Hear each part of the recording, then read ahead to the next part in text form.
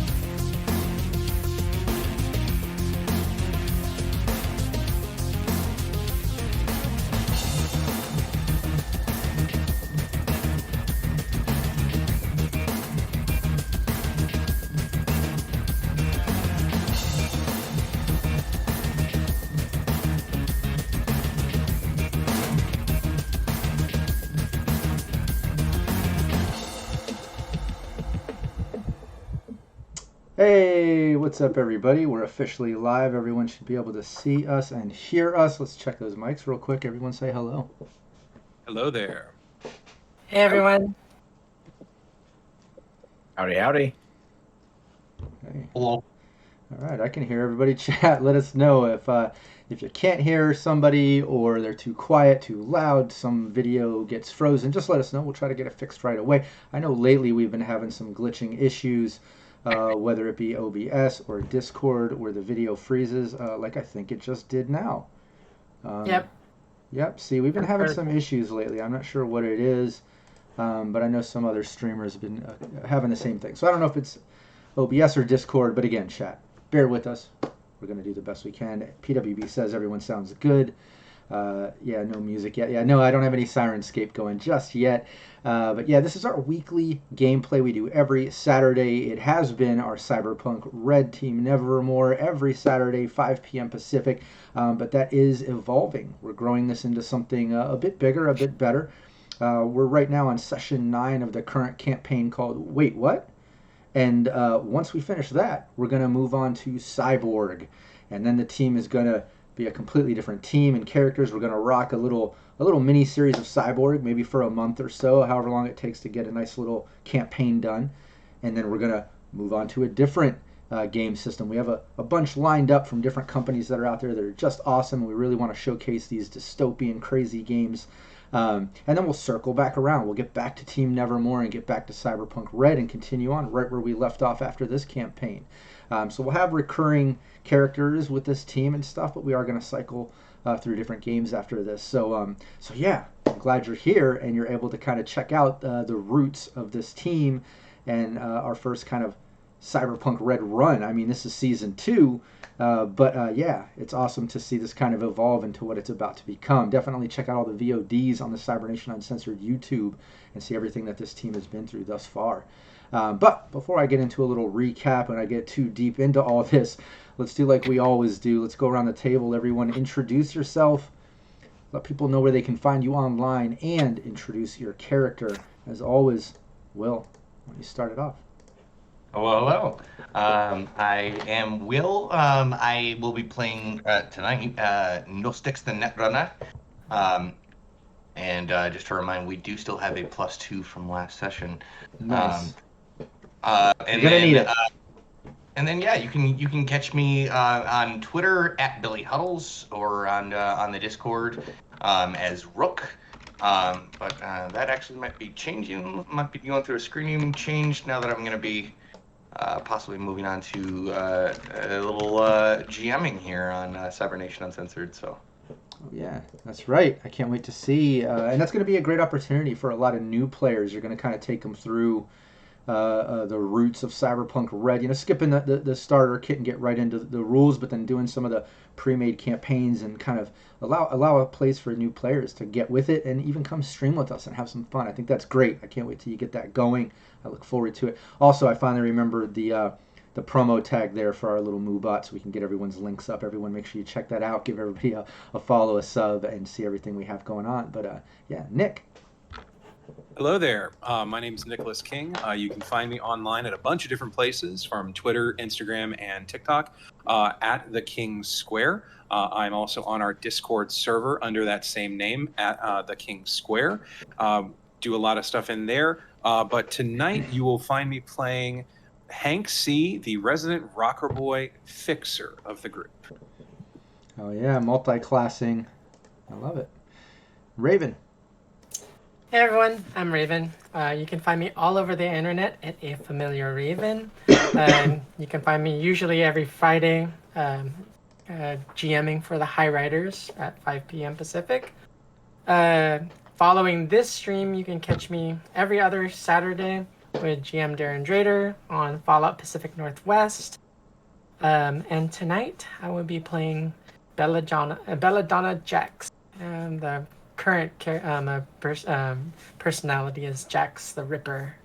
Exactly. You got a little split personality thing going on here. If anyone new to the stream, Belladonna Jax has been through some shit. Even died, came back from the other side, and there's definitely opposite ends of the spectrum when it comes to these two personalities. And as Raven mentioned, you got a game right after this. Every other Saturday, you're doing Fallout with GM. Drader and my buddy Zach, Capricious Nature, is on that team too. I love it, and Vampire Bites, and as well as others. But yeah, you're after today. That streams today, so everybody watching this, make sure you stick around 8 p.m. after our stream here for some Fallout 2D20. Alex.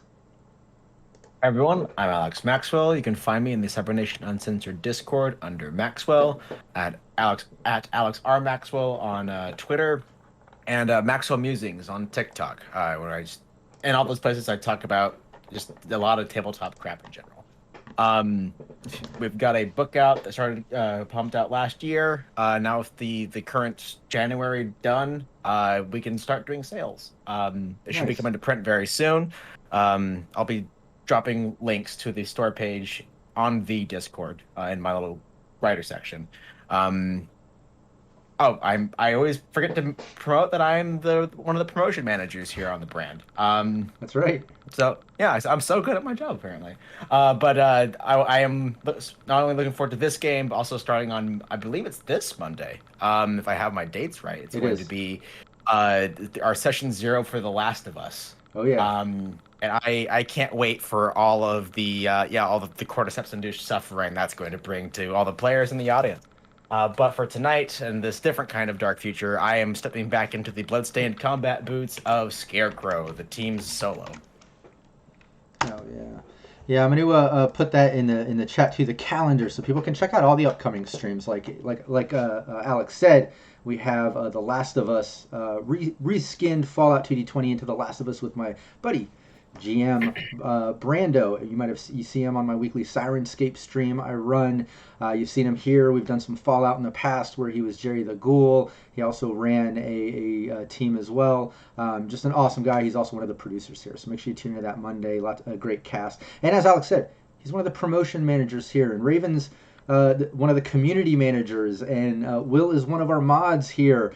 I think we're going to have to make Hank a mod here soon. Here we need to get Nick stepping up because of just to round off the cast, because this is becoming an all-star team really quick, because it's not just a team of players, good friends, and supporters for a long time, but like I said, they're actively part of our community and brand, which is Cybernation Uncensored. I'm the game master here, but I'm also the founder of this community and brand, which is a place for all kinds of content and videos, just numerous GMs and games going on. Like I said, I put the calendar in chat. Check it out. We have streams pretty much every day of the week, sometimes multiple streams in a day. Like today, we have a couple of them on every Friday. We have a few of them coming up here soon. Just so much great shows to tune in live and interact with us and just have a good time with all the awesome people that are part of our community. And then if you can't, check out all the lives, check out Cybernation Uncensored on YouTube, and you'll see all the VODs there. If you can't do the whole video thing, you'd rather do the podcast thing, check us out anywhere you see podcasts. We're on 30 plus sites like iHeartRadio, Spotify, Pandora, everywhere. And you can check out all the content there as well. Make sure you join our Discord, super active community. We have casting calls all the time for all these awesome games. Like Alex mentioned, The Last of Us. We have a Cyberpunk Red casting call going on right now. We have a Dune 2D20 casting call that's still open. We still need a few players, and we launch casting calls all the time. Will's going to get his games going here in the near future, and we'll have his casting call. Looking out for new players for that one. But like I said, make sure you join our Discord and community. We have a lot going on. We'd love to have you as part of it. Yeah, and before we dive into a recap and all that stuff, speaking of community and supporters, let me take a moment to give a shout out to the supporters on Patreon that literally just keep pouring fuel on the fire, keeping this brand moving forward. They're just such motivation to me to keep expanding and doing everything that we do here. Kevin Moreno, Joseph Holder, Naomi Madlass, William Huddleston, Jamie Minch, Sean Erfurt, Leaded Coffee, Chris Anderson, Matt James, GM Reservoir Panda, Rothan, aka Renegade 420, Samurai Max, Steve Barr of Sirenscape. Sirenscape is an official sponsor here at Cybernation Uncensored. So definitely check out Sirenscape. Zeno, Zach Capricious Nature, Cyber Smiley, Raven, Andy Stretton, Copus, Salt, Derek, Lawrence, Daniel Terry, Alex Maxwell, Nicholas King, Tracy Goodwin, aka Stink Palm, Igor, Chris Callies, Homer Odyssey, and Ryan Anderson. Seriously, I can't thank all of you enough. You support this brand and community and me, and you just keep the energy going. Like I said, you're the fuel on my fire. But most of you have kind of become even so much more. You've supported, you've been kind of part of the community, and now most of you are streaming with us, running games. You're part of the behind the scenes work, and I just love it. I love the fact that everyone is coming together like a true community to keep this thing growing and going, and I can't thank you all enough. So yeah, this is Team Nevermore, Cyberpunk Red. They're owned by Raven Micro Cybernetics. They have to carry out missions for the company. They have something injected in them that pretty much keeps them under the thumb of their boss, Mr. Cromwell. Right now, the current campaign, it was a two-parter. They had to collect the DNA of a certain exec that works for Militech, as much DNA as possible, as much different stuff, and then get rid of the body, make sure there's no witnesses. Well, they didn't fully pull that all off. They did get the DNA, but they didn't get rid of the body, and there's definitely some witnesses, which kind of left them in a sticky situation where now they just have 48 hours to carry out the second part of the mission, which they were told is now to break in to the the low security facility now that is part of the NC prison. It's a division for execs, fixers. It's kind of a corpo division of prison, if you will. You have to break in there and break out a Raven Micro Cyb exec. Looks like some type of netrunner exec, multi-class sort of person, a little bit older. But they got to spread around that DNA in the cell when they break them out, and even leave a little bit of DNA of the person they're breaking out. Then they got to bring that person back to Raven Micro Cyb as Cromwell requested.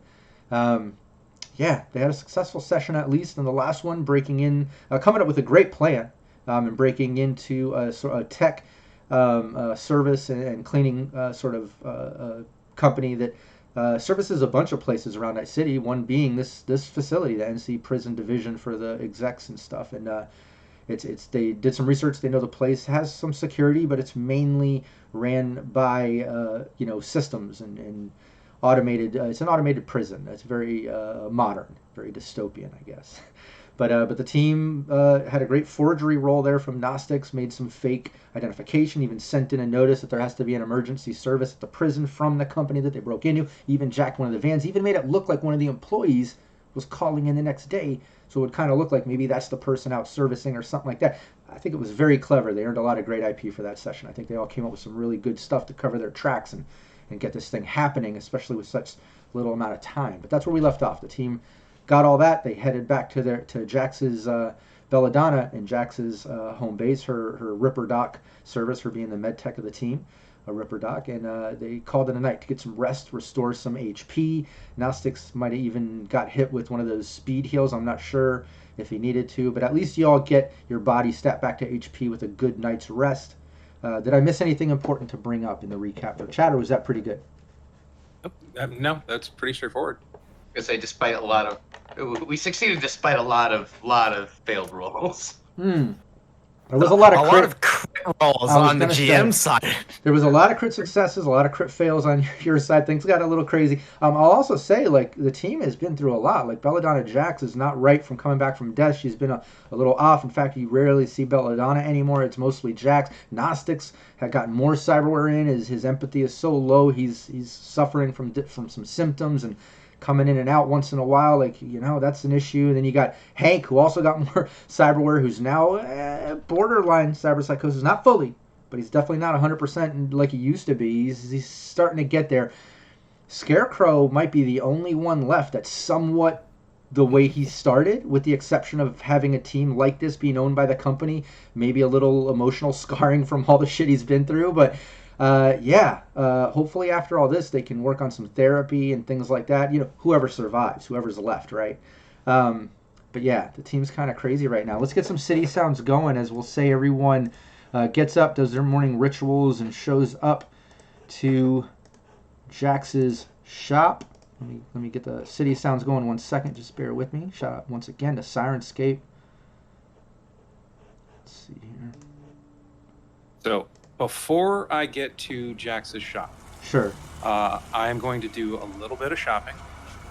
And since I am now a rank 3 operator, I'm going to source some insulated wiring for Gnostics. And I'm also going to go ahead and pick up some anti-smog breathing masks. They're everyday items, so it's not going to be very difficult for me to get a hold of. Now, I have a quick question with the sourcing. Does that mean I'm still paying out of pocket for these, or I just know how to get them? Oh, you still have to pay. You know how to get them, and you can still do a haggle roll. I'll allow that, even though this is kind of out of game sort of stuff, like on your way there. Let's just do it to see if you can get a discount. Let's have you All right. do your trade skill, basically. Make sure it has your rank added in there. Yeah. It does? Yeah, go for it. I'll do a generic merchant. We'll say at the shops that you stop by, and this will just be a blanket trade thing, just to see if you get a discount on that total, right? All right, so 14 is what I rolled. Nice. Yeah, you got it. Yeah, the merchant is he actually heard of your old music, and he's impressed that you're multi-classing into some fixer stuff, and he was excited to give you a discount and encourage you into the realm of networking and sales and shit like that. So, in this case, so for the insulated wiring, how much is that? Well, while you do that math, deduct it. Just make sure you reduce. I think it's 10%, right, at the rank you're at. Yes. Yeah, just make sure you do the math there. Take out the eddies, Gnostics. Make sure you add insulated wiring to your character sheet. I'll let you guys role play that out when Hank gets to the shop. But before Hank gets there, while he's out shopping, Gnostics arrives, Scarecrow arrives at the same time as Jax opens the door to the shop. Jax, you don't even remember getting up, doing your morning rituals or anything. You just remember the door going off, the ringer, and opening the door, and all of a sudden you're back. You're Jax. You're there, except your hands are really bloody. Scarecrow, Gnostics, you notice Jax looks a little bit confused, but you're back, Jax.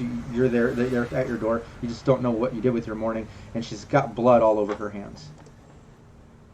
Is that work blood, or is that extracurricular? Excuse me, what? Good morning. How are you? Let's get you inside. Oh, pardon me a minute. I'll be right back. Okay. Oh, here, and Gnostics offers his bandana. Thank you. I'll be right back. I'm just gonna head to the washroom. Yeah, take your time. Yeah, Gnostics, Hank, Scarecrow, take off your headphones. Can't hear me, right? All right, Jax. Yeah, Jax, you go to the bathroom to go wash your hands, realizing there's blood on it. You have no fucking clue how it's gotten there. But when you go to the bathroom, which, I know you have the workshop upstairs and things where you kind of get into some things. We know Jax isn't exactly a nice person and has kind of a past, and it comes and goes. But now, since you coming back from death and things, you don't remember this. But there's definitely some cyberware kind of stacked up here in the bathroom, with lots of blood around this bathroom, like you were working in the workshop and maybe stacked some up in there while cleaning, and maybe were caught halfway in work when the door went off and snapped you out of it to answer the door, but you have no idea where this shit came from or what happened. Oh, good lord. What on earth did I do? Where the hell did this stuff come from? Think. Alright. And yeah, we'll get everyone else with the headphones on at least. Now you know that, and it's up to you to however you want to describe that. If they go to the bathroom, they see it, or you want to describe it, or you're keeping them from it, or whatever. But you know it's there. Everyone else, with their headphones on. Let's get Alex. I'm sorry if I didn't mute myself earlier. I was yelling. Oh. Sorry. That's all good.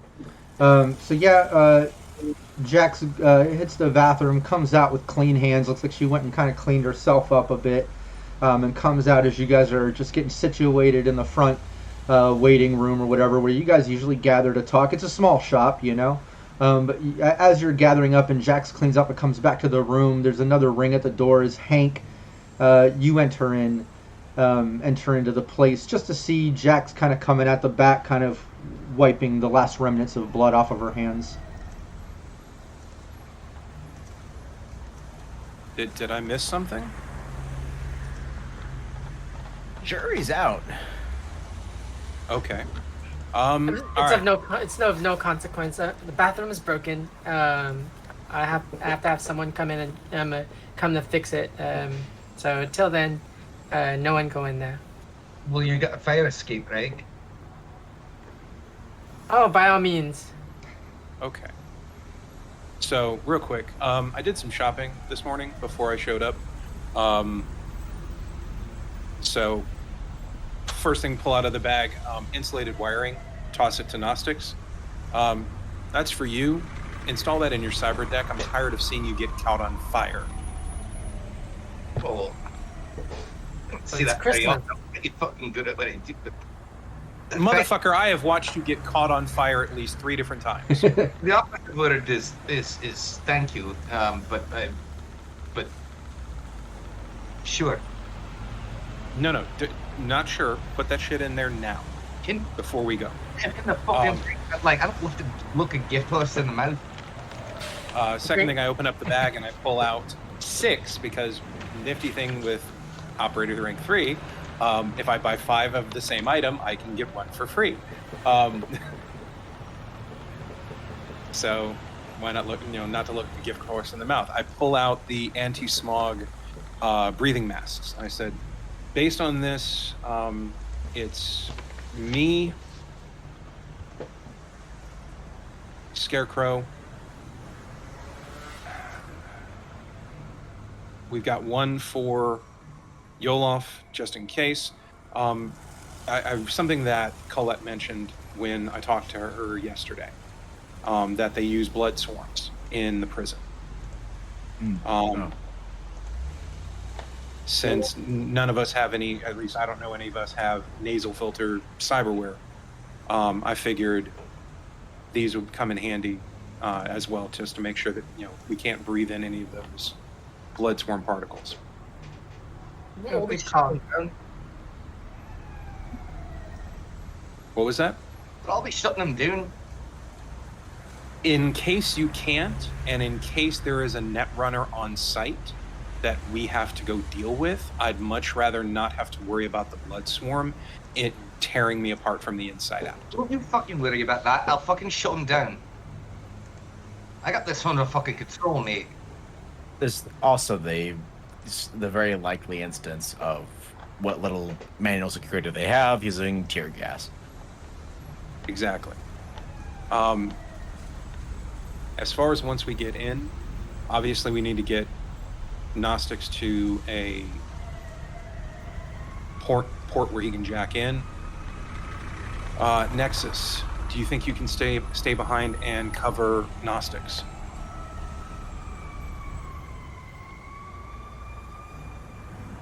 Nexus. Yeah, we should explain Nexus too. That was something in the recap I didn't really go over.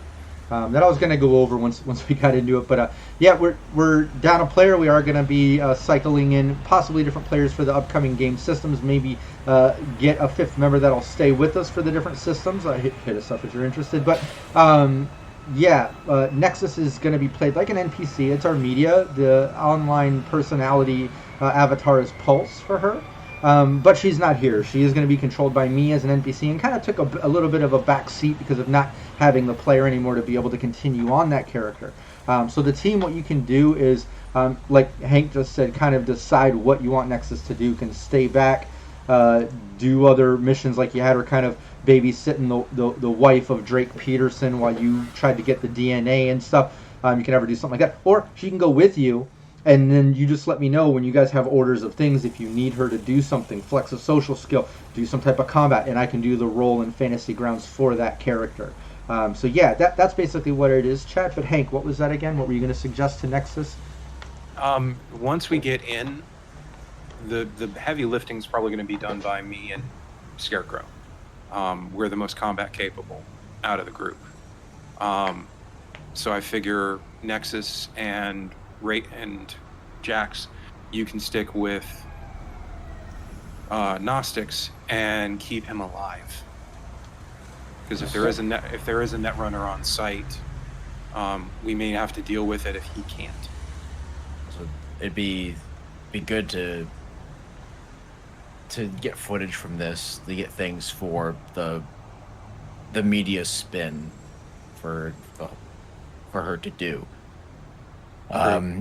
Be that it, whether we doctor footage, make it look like, there was you said the thing we were trying to make happen actually happened on video evidence, and then that gets leaked to the press. Yeah, and just a side note, not to meta too much, but originally, it was going to be a media poll. Mr. Cromwell was going to need you to once again use your media to put out a false thing and plant some evidence like you're doing, planting the DNA, scattering some of the other DNA, taking out, then making it look like Militech might have taken this guy, something along those lines, right? Come up with your own sort of twist on it, blaming Militech for wherever this guy is, and he's probably dead. Who knows? Look at all this DNA, and it must have been crazy. Something like that. However, losing Nexus as a media, I didn't want to make that role for the team as the GM. It just doesn't feel right, and I wouldn't want the team to roll for the NPC as part of the team. I didn't want to put focus on a non-player character to hold down the whole thing. So I just kind of changed it into, you've got to carry this out and get it all done. There's not really a story that has to break. You just have to lay it all out for Raven Microcyber in the way as explained. You already fucked up the first part. As Mr. Cromwell said, you're down to 48 fucking hours. Just make sure you get in there and do this part right. Get in there, get this guy out, spread the fucking DNA, make sure it doesn't look like, no one sees that you're there, erase footage or whatever. But go and get this guy, spread the DNA, spray a little bit of his DNA as well, and then bring him back here. So that's just what you got to do. But yeah, anyways, Nexus is down. She agrees, like, yeah, I'll be there. I'll do what I can to keep Gnostics doing what he should be doing. I don't really need a fucking babysitter. Alright? Yes, you do. You do. Yes, you do. As Yes, you he pulled out a can of Smash and just... No. Stop. I rip it out of his hand. Jesus fucking Christ, I just bought that. No, you are going to be sober today. I like how you're like reprimanding him like an animal. You're like, no. You're like, you roll Well, up I the don't want to hit him. newspaper. I don't want to hit him with the big knucks. Yeah. So I kind of like to stay breathing, so yeah, I agree with Hank. You need to you need to stay clean and sober. None of your bullshit today. that synth cook is out. Gnostics. Alright. Take Make him you over nice your and knee. frosty. All right, we've Like got that. everything. We've got everything we need. Oh, sorry, Will. Well, no, that's just me playing that impulsive behavior up. Oh no, it's cool. Okay. All right. Is there anything else you guys can think of that we need to pick up?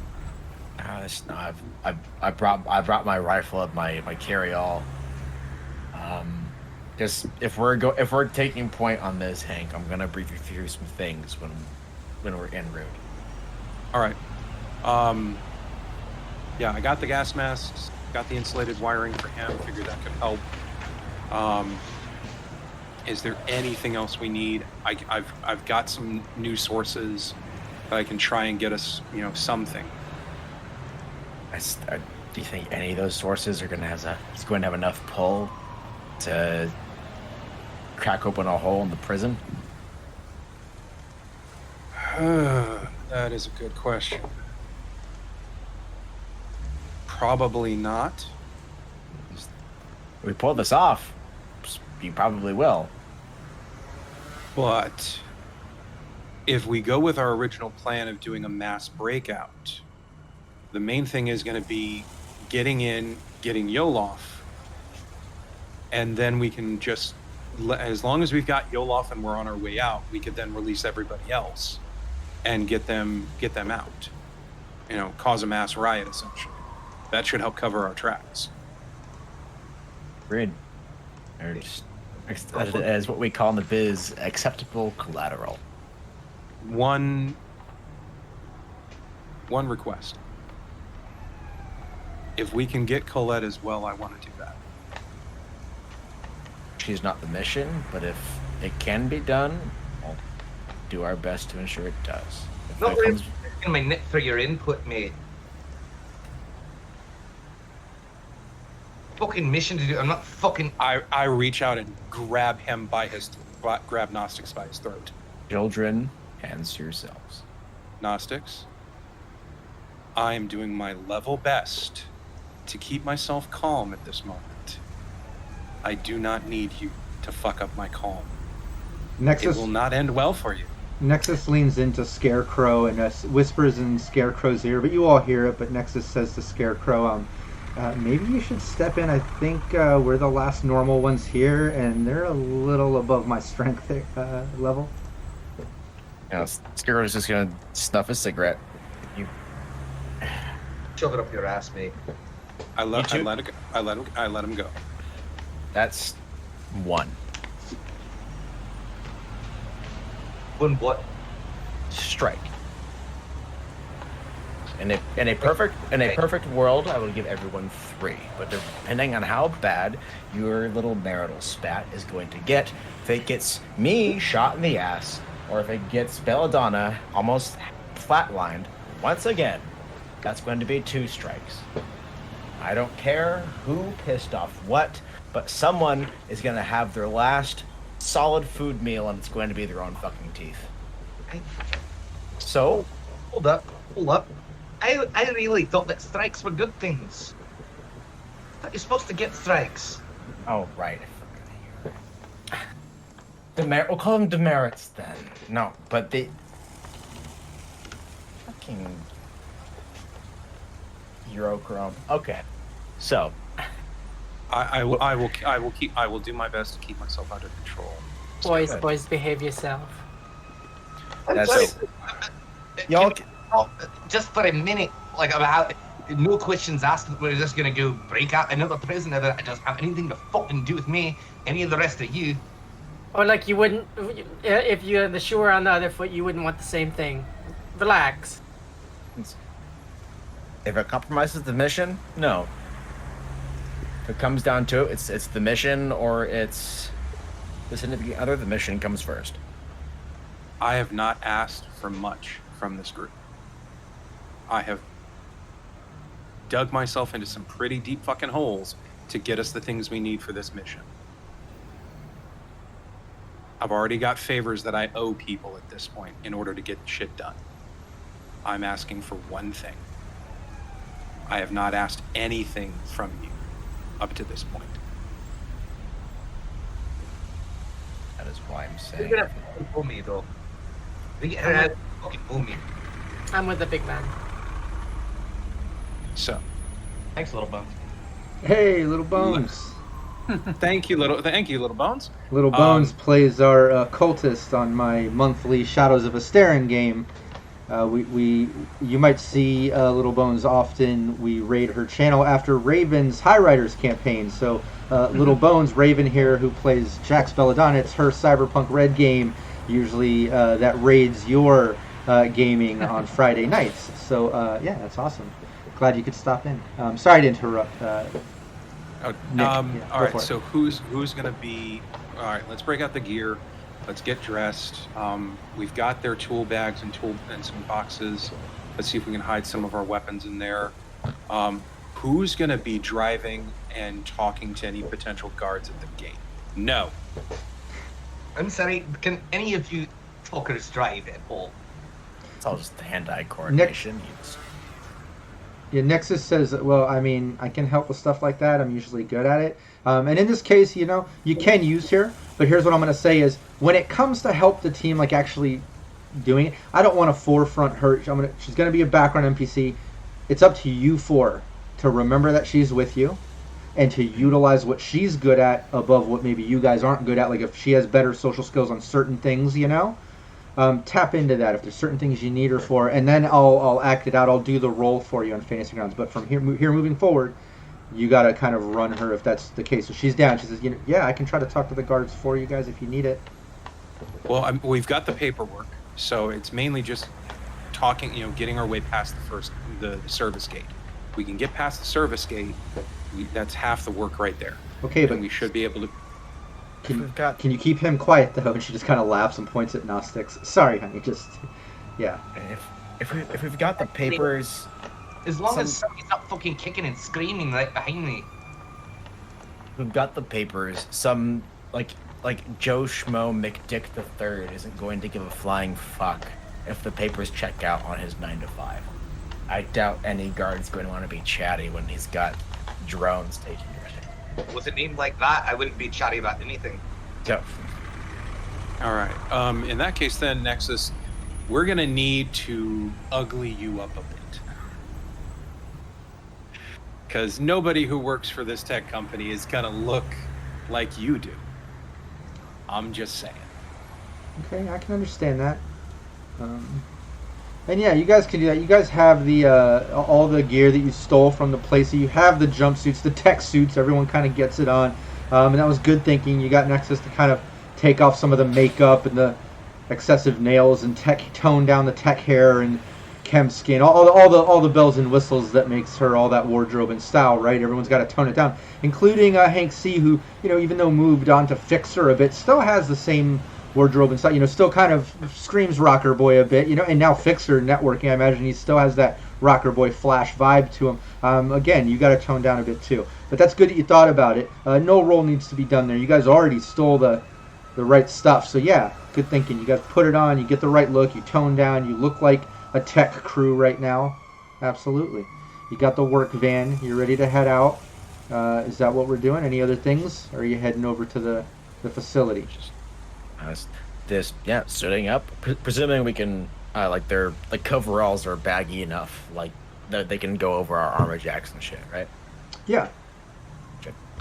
Yeah, And then going into the van, finding like the soft spots where, like with toolboxes and shit like that, where we can like hide weaponry in there. That would be the next step. And then, unless there's anything else you guys want to get, like we should head out and try to get this done as quick as we can.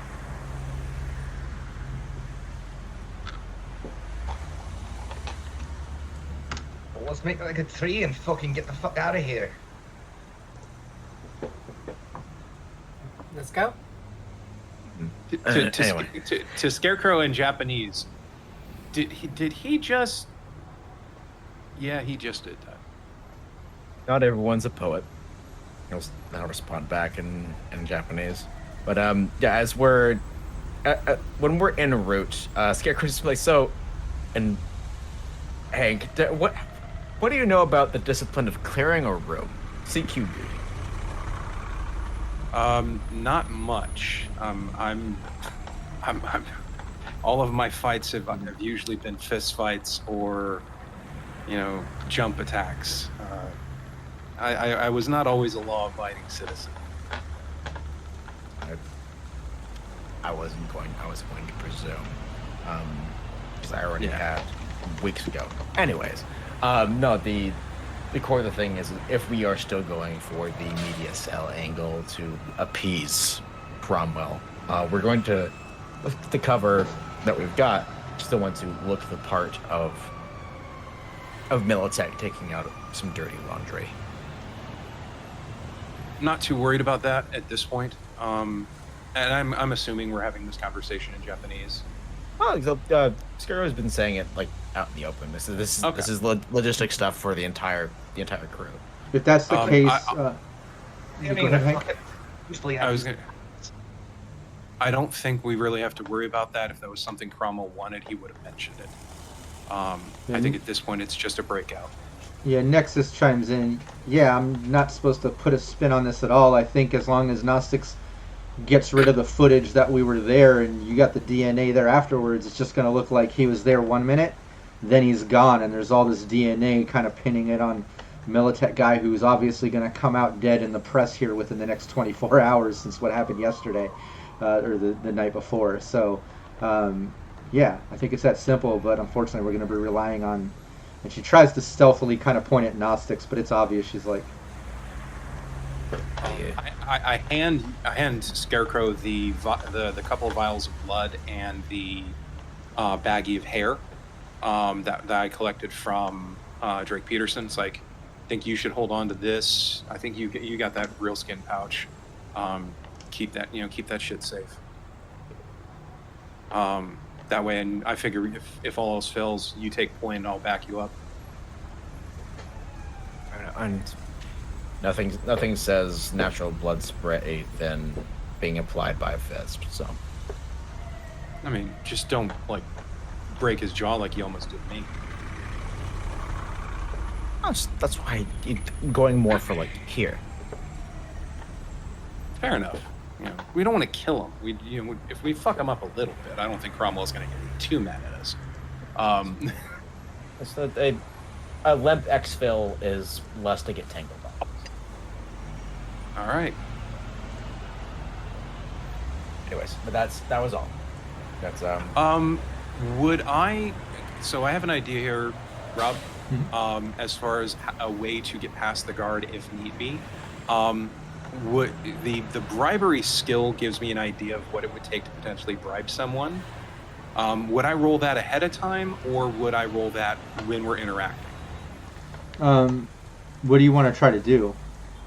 Well, if Nexus can't sweet talk the guard to get us through, just in case, whether they're questioning the paperwork or any of that, like throw a bribe their way of just like, look, we're trying to get through the day, man. Let us just get our job done, and here's some eddies to make you just let us through.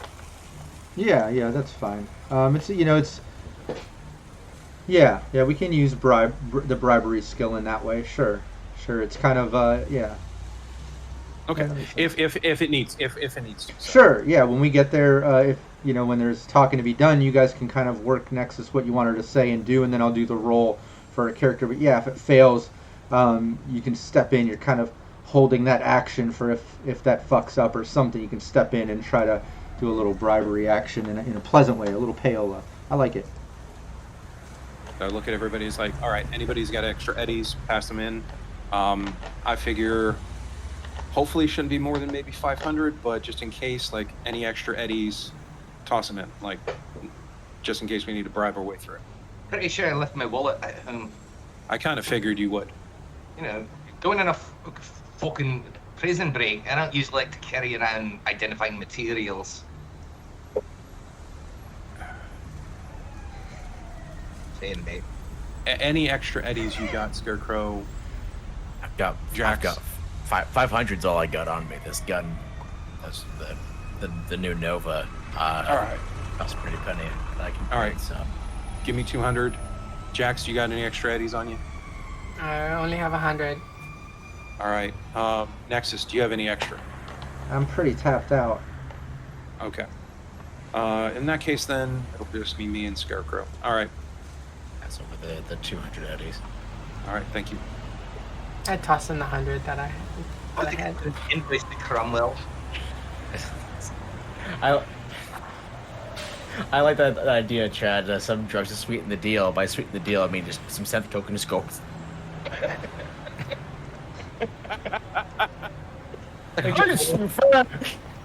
You're blowing him a kiss. Anyways. Okay. Sorry. Back to being serious. And scene. Yeah, all right, so I figure the easiest way to do it is once we get there, just have her like present the order, be like, "Look, we're just trying to get the work done. You know, let's get it done." You know, be as nonchalant about it as possible. Yeah. So last thing I want to do is act too hard. No whistling. All right. So, GM, what happens when we get there? All right, yeah, you guys start driving over to the facility, making your way through Night City over to kind of past Haywood and south of South Night City, kind of just on the outskirts to the facility. And it's as you saw before as you drove by. It's a large facility spread out, only a few stories high. You know it's laid out kind of autonomous, ran with all the automated services and such, but there is a front entrance with a guard gate. There's also a side service road that looks like it goes around to the back of the facility. As you're approaching, where are you going to go? What's the approach? What are you doing? Service entrance. Okay. Yeah, you go around to the back service entrance, and as you get down to the back, you can see you got that huge like 10-12 foot wall with the razor wire on the top with the neons, and as you go around the back you can see where it opens up and there's another guard gate. It kind of circles around, looks very similar to the front. All right, everybody. Let's hope this works. And as for the like the anti-smog masks, are they like the just like cloth like coverings, or are they more like the more industrial like filters? A bit more industrial, right? Don't they actually aren't they the ones that help you with resist torture and drugs, or are they like nasal filters? What does it say in the description? They function as nasal filters, yeah. Okay, then Yeah, it useful would be for filtering out toxins and smoke from local environment. Users immune to the effects of toxic gases, fumes, and yeah, all they would similar be, dangers that must be inhaled. Yeah, then they would be a bit more industrial. But again, it's the future, so they're not going to be like the big ones that we have now. They're a bit streamlined, you know. They're real sleek and kind of small, but they're industrial, you know. Batman-like. Yeah. But all of you pull up to the gate. Who's driving? Gnostics, I believe, is the driver, right? Or no, we have Nexus up front because she's going to be the one to. Well, who's driving though? Oh, she was driving? I don't think so she you're has a driving skill. Yeah, okay. Let me double check. You're driving. She's the one talking. Yeah, Right. let me double check that though, real quick. But I could have been driving then. Yeah, she can't drive. But yeah, you pull up to the gate, and there is a guard at the gate. Kind of opens up the sort of automated drop window that drops, and he leans out, looking right at you, Gnostics. He's on driver's side, and he gestures for you to put the window down to the van. Hey. Hello? Hey, what's up? Is the emergency service or something? I saw it in the records this morning. Yeah, my associate here has all the documents. Oh, Honest thing. what's up? Yeah, Nexus leans over you, Gnostics, and just confirms. Yeah, you should have got an emergency send from us last night, or yesterday at one point from our shop. We're getting some feedback. There was just a follow up on some of the automated services in the facility. We gotta fix or update and work on a bit. And he leans out. Oh, okay, yeah. No, I saw it coming through. I'm just. Why so many of you? He looks in the van. He sees you two sitting in the back. You three sitting in the back, and us. Usually it's Frankie, or Bill, or. Oh, new trainees. Oh, okay. Yeah, here. Just put this on the dashboard. He hands you this sort of little hollow plastic chip. When you slide it up, it just kind of projects this sort of parking pass out through the windshield, hovers above the car. But he hands you that. Just park. Make sure Steve inside knows that you got some trainees and stuff. Okay. Right, you, brother. I continue on. Yeah, you pull in. You're able to park in the facility. The gate goes back closed as it slides closed, and now you're inside the parking lot. Guard gate, unit facility kind of closes up as he's in there. Oh yeah, the +2 from Cold Spider. Thanks, Cold Spider. Plays Tom Cat on my team Veritas with my wife Val Mulligan. He's also in Stink Palms. I know you're a twit, but what am I? Weekly Cyberpunk Reddit that on Mondays. But yeah, you get in, you park. You've got the you see basically just a couple cars back here. No other vehicles, even though it's a large parking lot. And then you can see the back entrance to this facility. Okay. Well, that part's done. Don't let Gnostics talk. Gnostics is gonna fuck it up. Gnostics, shut up. Security just gives him like a pat on the shoulder. It's like, trainees, good one. That was good. I will give you credit for that. I don't know. I don't know shit about fuck when it comes to blinky red lights. Talk my way to getting to a nice city. You don't just cross the Atlantic and fucking the entirety of the fucking United States just on fucking whim. I believe it runs on some form of electricity. Should that be enough to get me by? I understood that reference. Let's get the fuck in there. Scarecrow just shoulders some of like the carry-all gear. Just play the part of looking like the big Same. dumb one. Yeah, same. Hank will carry a thing of gear with our weapons and everything. Okay. Yeah, and everybody gets together and going into the back entrance. When you walk up to the back entrance, you can clearly see a security cam kind of do a scan, and then the back entrance opens up almost to this sort of sealed hallway sort of room. When you enter that, you can clearly hear a sort of body scan going on as the whole hallway kind of goes down. And then the other end opens up, and you're looking in this sort of waiting room. And there's a security guard sitting at a desk facing across from you. I'm going to ask the team to not look at Fantasy Grounds right now, and don't look at the Twitch overlay, because I am going to bring up a map, and this is the first time using maps in Fantasy Grounds. I want to make sure I get it right. Shout out to Fantasy Grounds, official sponsor here at Cybernation. But I want to make sure I don't give away too much, so don't look at it right now, team. Just give me 1 second. See if I can get this loaded and visible. Let's see here. I do walk in as if like with my cane, as if like I've got some sort of like a limp.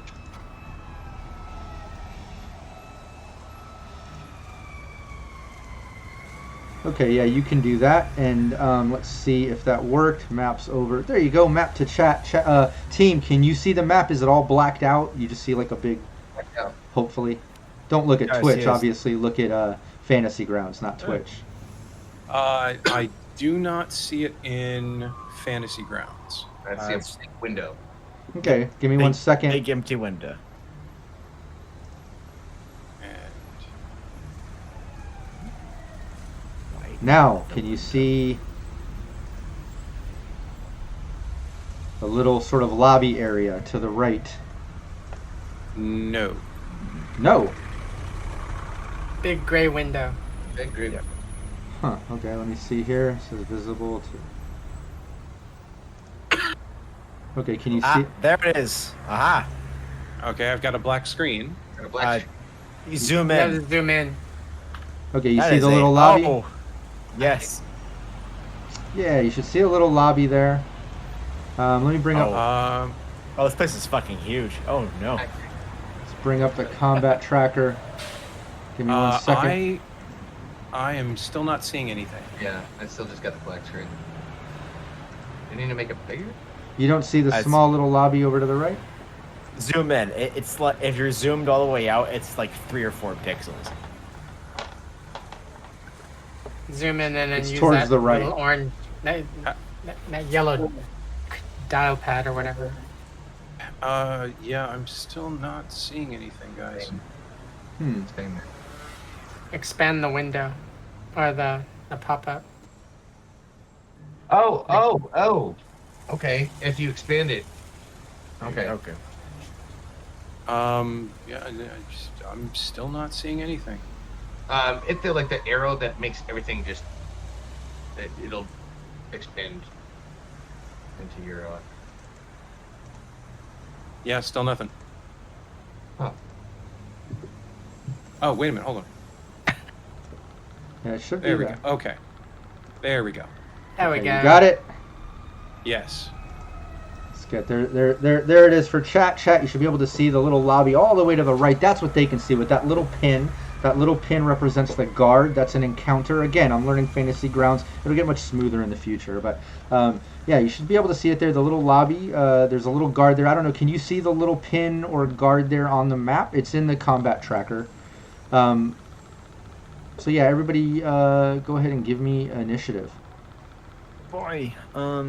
Just so we have it for the sake of conversation and decision making and all that good stuff. As I just killed it with coming in with the success there, critical success for the guard. All right. I'm going to be putting. For some reason, mine didn't open. Okay, let me put that. Here we go. Wait. Nice, me and Gnostics. You got to roll d10.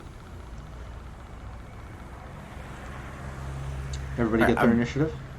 Not yet. So I'm gonna be putting 3 of my points into initiative reaction and then 3 into my threat detection. All right, so this is gonna be in +3 after math, after the dice. So 15. So 18. Yeah, I'm not quite sure how to get that guard in that little lobby. There's no pin showing to you or token. No. I also need to get your tokens on there. I'm having a. Let me zoom into that lobby a bit. Let's see here.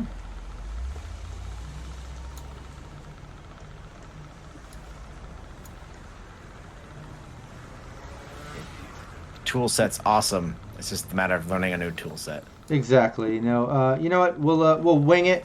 We'll get it by next time. I don't want to hang up too much time. Like I said, I wasn't able to kind of test it out till you all were here. We'll have to mess with it a little bit before next session. But at least you can see it. It's all there. You got that front lobby. There's a guard right there. There's a little desk. But as it opens up and you go through that sort of scan hallway and you enter into that, you're basically hit with all the city sounds kind of stop.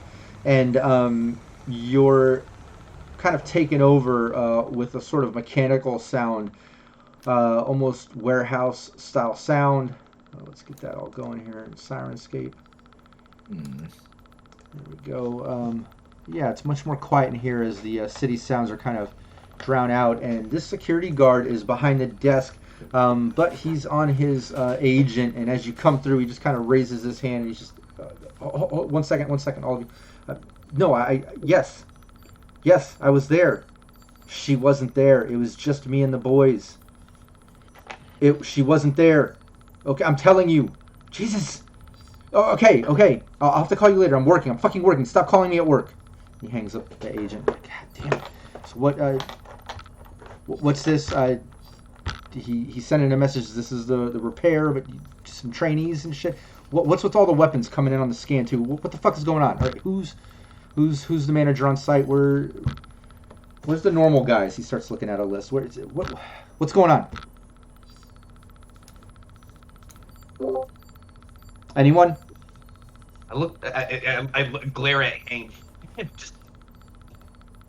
Oh, You know how Night City is. yeah. Dude, the reason we got our weapons with us is the drive over, man. We're driving through Haywood. Come on. Haywood ain't exactly the safest place in the world. Plus we had to drive through South Night City, man.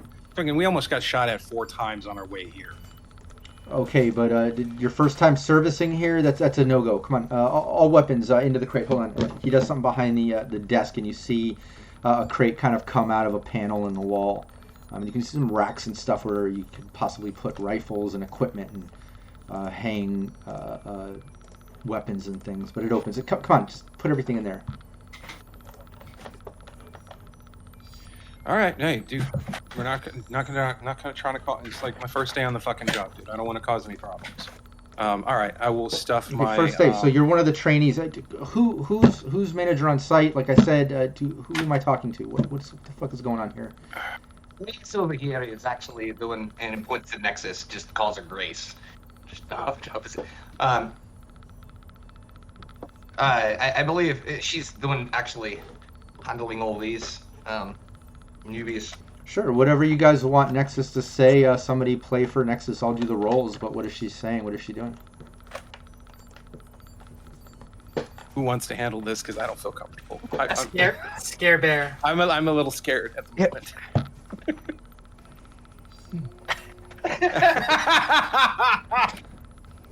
Now, That'd be awesome if all of a can- sudden Alex puts on some lipstick. Like he just hold on. it's like, now, I'm certain you understand the absolute helter-skelter mess that having a bunch of trainees has on one's wits. No, yes, I'm Grace. I'm just here to show them the ropes. There's a bunch of nastiness in the city the past couple months has us hemorrhaging our usual crews, so we need to kind of stir up. They'll keep to themselves. They won't be too much of a problem. I'll make sure of it. Also, heck, some lady trouble. Some input-output trouble? What's going on over there? I can help. Yeah, let's get. We'll do a persuasion from Nexus. Let's see here. I'll do it because I don't think anybody else will have access. If you watch this, I am sorry. Here we go. There we are. And then I'm going to use evasion here on Prison Guard only because I don't have human perception. But it is the same number that this evasion would be if I did the math here with the assassin skill. So, but yeah, it works. Everything that Nexus is saying, the guards no, I understand. That's fine. Just get the weapons in there. You got trainees. You got to handle it. Look, we all have work to do. I totally get it. And you know, I could actually use somehow. All of a sudden, his agent goes off again. I actually could. Jesus Christ! See, look, here's the input now. Hold on. Don't be too fond. Sometimes you have to be a little cold. You hear distant. yelling out of the phone and like yelling. Oh my good. Let me. I'm working. Frack you. I'll get off later. Was that good or I don't. He hangs up. He puts the agent down. I think you used a sledgehammer when a knife would have done the job. But you know, people are all kinds. Anyway, I hope it all works out for you. But come on, squibs, hang up the gear. Professionals, making me look bad. Put my gun in the locker that he suggested. Yeah, when you do that, he turns back to Nexus and says, "All right, look, we're usually it's just one of the guys. In fact, I haven't even met you before. Again, nice to meet you, Grace. I'm Steve, but I don't have enough passes for this. Let me just print some up real quick. Just sit tight." He starts working on the computer, and then he steps into one of the side doors in the back, and you just hear some mechanical noises going off. Under my breath, using our communicators, I just kind of point to Gnostics and go, "Gnostics, you got a beat on where we can jack you in?" Can I do a scan check? Yeah, you can do a scan check. Go for it. Give me your interface. 13. Nice. Yeah, you're basically seeing, not that you can really see too much on the map because it is somewhat blacked out and limited. You're just kind of in this lobby. Let me bring it up here on chat. However, you can tell that there is a system coming from behind this desk. There's also, it looks like some type of system coming from inside the facility. Like it looks like it's far away, maybe completely on the other side of this facility. And then you're kind of seeing like, multiple access points or systems. It's really hard to tell, and it's actually a bit confusing. You really haven't been in, experienced something like this before. While the guard is going and printing our passes, switching masks from Nexus back into Scarecrow, does there seem to be like looking in, like further, like scan, like X-ray scan nodules, like weapon detection units, or is it like in through here?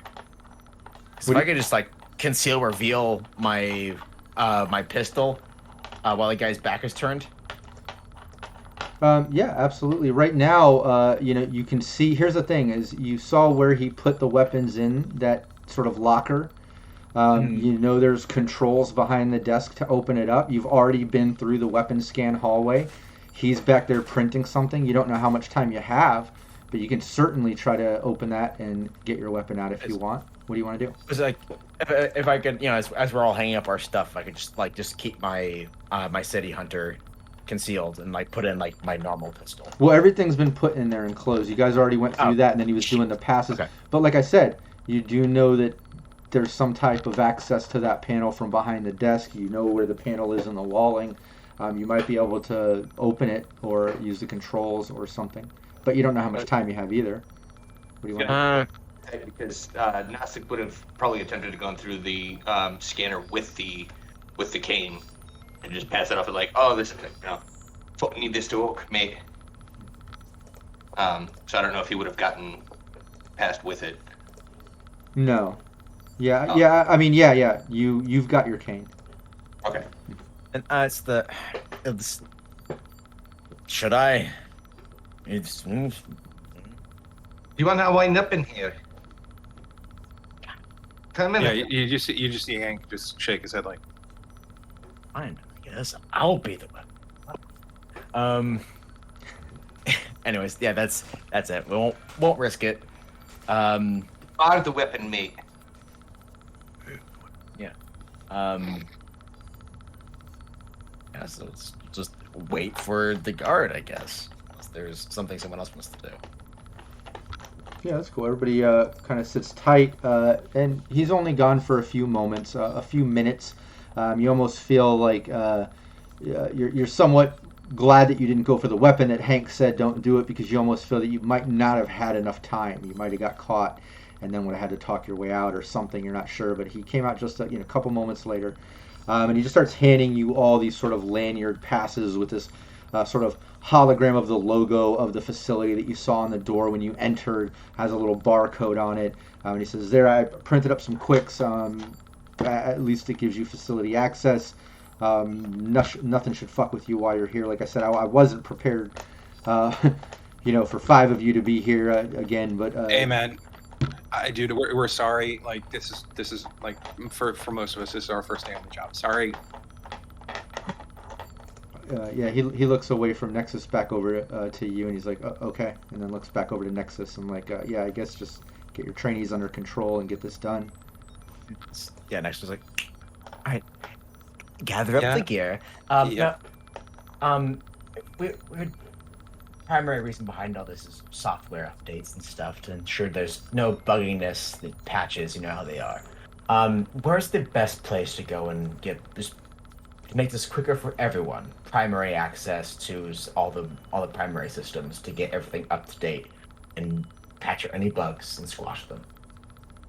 Have you?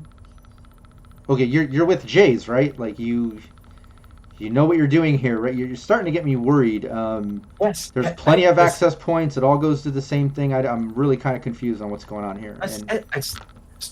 Which one? Like, this place is lots of moving pieces. Things get worn down. Which the one that makes our job easier, so we get out of your hair? If you just need system access, then you can access it right here. That's fine. We'll need to go in and just make sure that everything is working tip top. But thank you for your help. She'll just pat him on the shoulder, give him a squeeze. Like, I hope everything over that nasty phone call works out. Okay. Yeah, you can tell, you're still kind of hanging on that great persuasion that you had earlier, but he does seem a little apprehensive now, like a little confused, like you didn't already know the layout of the place, or that, like he said, there's multiple accesses, the system's kind of connected, like, what do you, like, why are you confused? But okay, whatever, you're still kind of, at least on the trail end of that great persuasion. But as he said, there's a system here, if that's all you need, then yeah, access, go for it. And he just kind of goes back on his chair, busts out his agent, and you see him kind of messaging and messing with his agent. All right. All right, boss, lead the way. We didn't actually ask the best way to fucking take somebody out of here. Jesus Let's go. Christ. Let's go. And this Scarecrow saying the guard on his phone is like personally offending. Anyways, it's like you lazy motherfucker. Anyways, Let's go. alrighty. Fuck. Let's go, trainee. Mm-hmm. All right. So going forward, what do we see? Well, you see the desk right here with the guard. You see a big sort of entrance doorway behind him, another sort of double mechanical door. Other than that, there's the side office door that he went into, and you also can see a bathroom facility door right next to him. So going through the main door with Grace in the lead, to the actual facility. What do we see once we get past the guard post and into the facility? Yeah, as you start walking by, the guard gets off his agent and looks up and says, I thought you just needed system access. You can just access it right here. Do you... We'll be doing that probably afterwards, on our way out. Okay, well, whatever, fine. Do your checks, whatever you got to do. He goes back on his agent. And yeah, you basically go through that door, and it opens up, and you can see the hallway goes to the right, it goes to the left, it goes forward. Let me bring up some of the imagery here. Let's hope I can do it right here on Fantasy Grounds and I don't mess it up.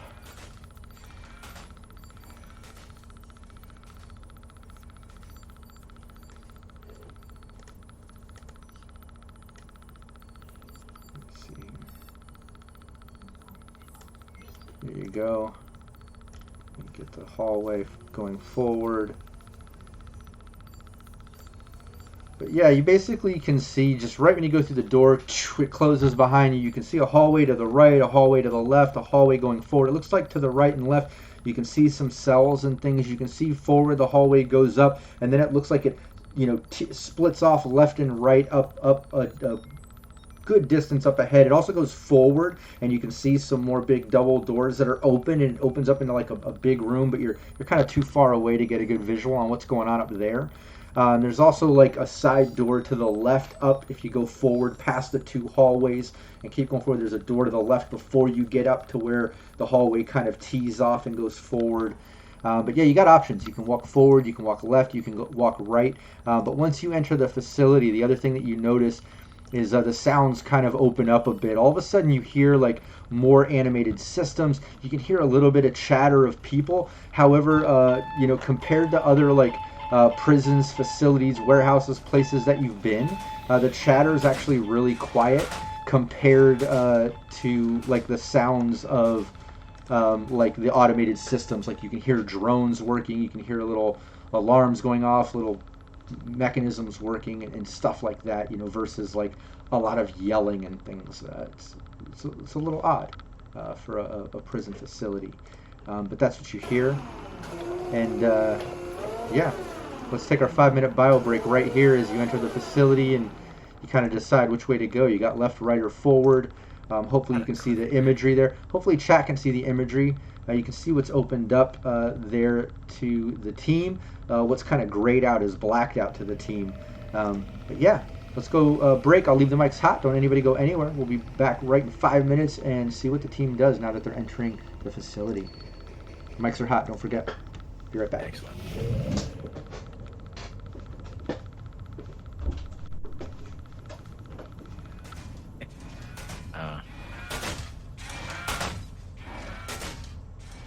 I'm sitting here posting chat. Will I remember that life. That oof.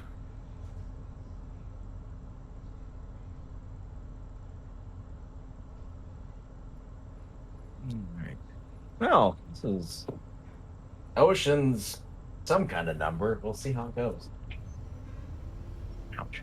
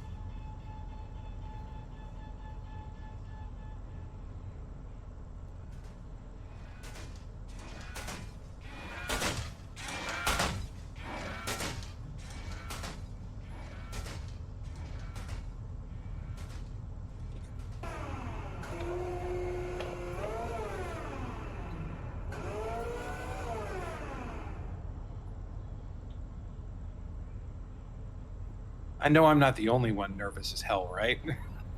I'm tempted to try and sedate this guard. Whew. Only thing is, we don't know if he's the only one. Yeah. This is a big fucking facility.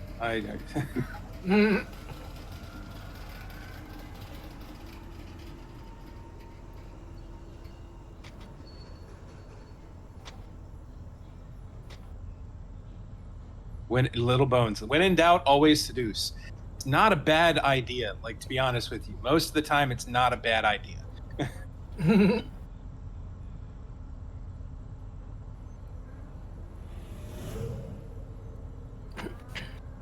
Alternative, when in doubt. pop a freaking pop-up submachine gun and unload in the gut. I am really glad I sprung for that the Wolvers. Because don't get me wrong, I love the Rippers. They were a good like starter weapon when you're first starting out, because it was a nice mix with the big knucks and the Rippers, but they just don't do enough damage.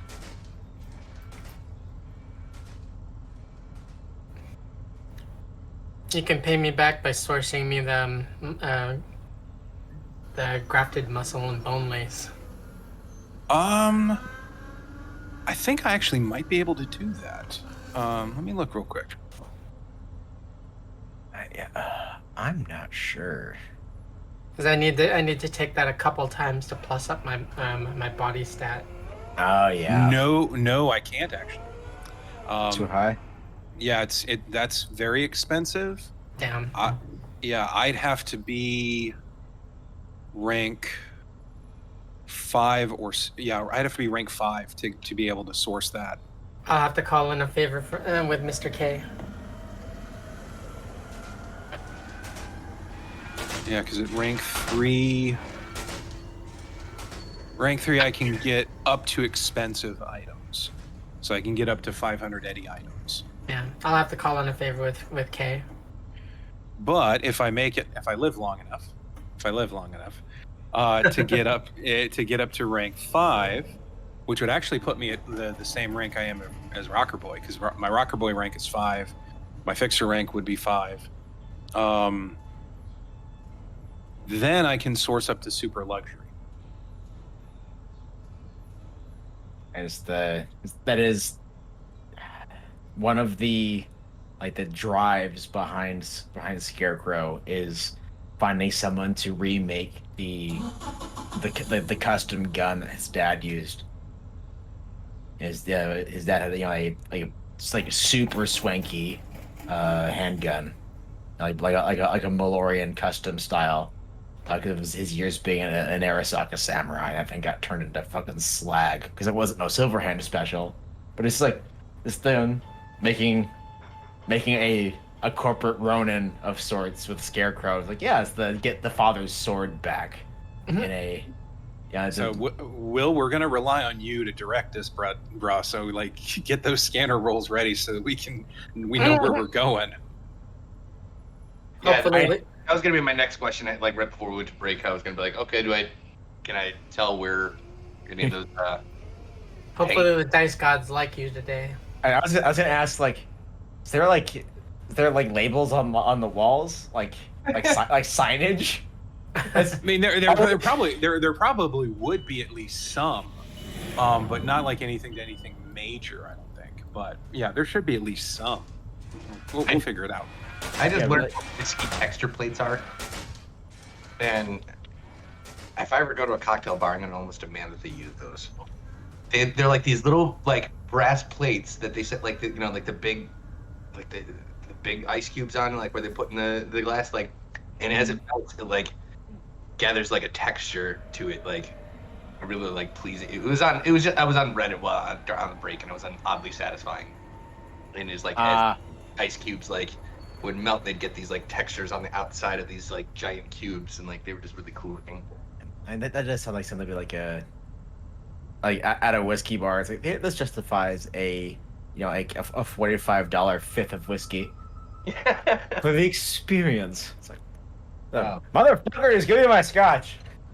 But yeah, no, because I ran that scanner check right before we crossed into the lobby, so I should at least be able to see a general direction whether we should be going straight, right, or left. What's the hope? Yeah, as the one thing I can always attest to when it comes to laying out especially like an urban dungeon, players forget to look for signage. It's like I'm not gonna fall in that same mistake my players do. You ready? I've got big GM brain that I never use. Yeah, it always feels that way till you get in it and you're like, damn it, Yeah, I missed that. I should have. Yeah, apparently whatever brain cells I have, I store all but one behind that GM screen for use. Yeah. Otherwise, it's just the little loner just doing ping pong between the corners of my skull. Oh yeah, here we go. Let's go back. Everyone can see us now. They could hear us the whole time. Yeah, a couple things I wanted to say too. First off, funny as fuck, Little Bones. Listen, my first strategy in any RPG is seducing SMG to the gut, like Raven was saying. That's her number 2 strategy. I thought that was funny. But no, I forgot to mention the map from one of our other sponsors, an official sponsor of Cybernation Uncensored, Low Key Maps. Make sure you check them out. They have official Cyberpunk map sets, D&D, Pathfinder, all kinds of stuff. Everything from space and sci-fi down to like fantasy and even low fantasy and stuff. Just so many great options. A lot of our GMs are using imagery from Low Key Maps. I'm excited to finally bust out one of their maps, this sort of prison setups. But yeah, shout out to Low Key Maps. Is it like low key as in relaxed or low key? I'm not sure. Well, it's LOKE. So it could be Loke for all I know. Loke Maps, but I think it might be low key. I'm not sure. It's not LOWKEY, low key, like chilling from the 90s, like a hip hop album or something. It's more like low key, LOKE. Like but hey, I knew the reference right away. I'll date us like that. How about that? All right, let's. You'll definitely date a couple of us. I mean, I'm not too far off from you in terms of how far back we go. Oh boy! All right, let's stop getting depressing. Let's get back into the game. Let's get away from this reality. The whole purpose of playing. Get the fuck out of my old man body and lifestyle, and let's get into this young, fun cyberpunk stuff, right? Like the kids do. Damn it! Let's do this. All right, you guys just went through. We are relying on Gnostics to give us direction because he's the only one who knows where the access points are. So with that previous scanner I did in the lobby, would I be able to at least give us some sort of a heading, like I mean, left, right? Yeah, you know that you could possibly go to the right, you could possibly go to the left, you could possibly go forward. You knew you were getting multiple access points or systems or something, and there's one directly straight ahead. But now that you're in through the main doors and you're kind of into the facility, you could do another scan and get a little more, possibly get a little more detail. Yeah. Let's see. Abilities. Fuck. What was it? Sorry, it didn't. Oh, there it is. Okay, 8. Yeah, you're Gnostics. You're a little distracted. Maybe you got other things running through your mind. The fucked up cyberpsychosis stuff going on. Like maybe you're just a little distracted at the bots kind of running trails on these tracks in the ceilings and things.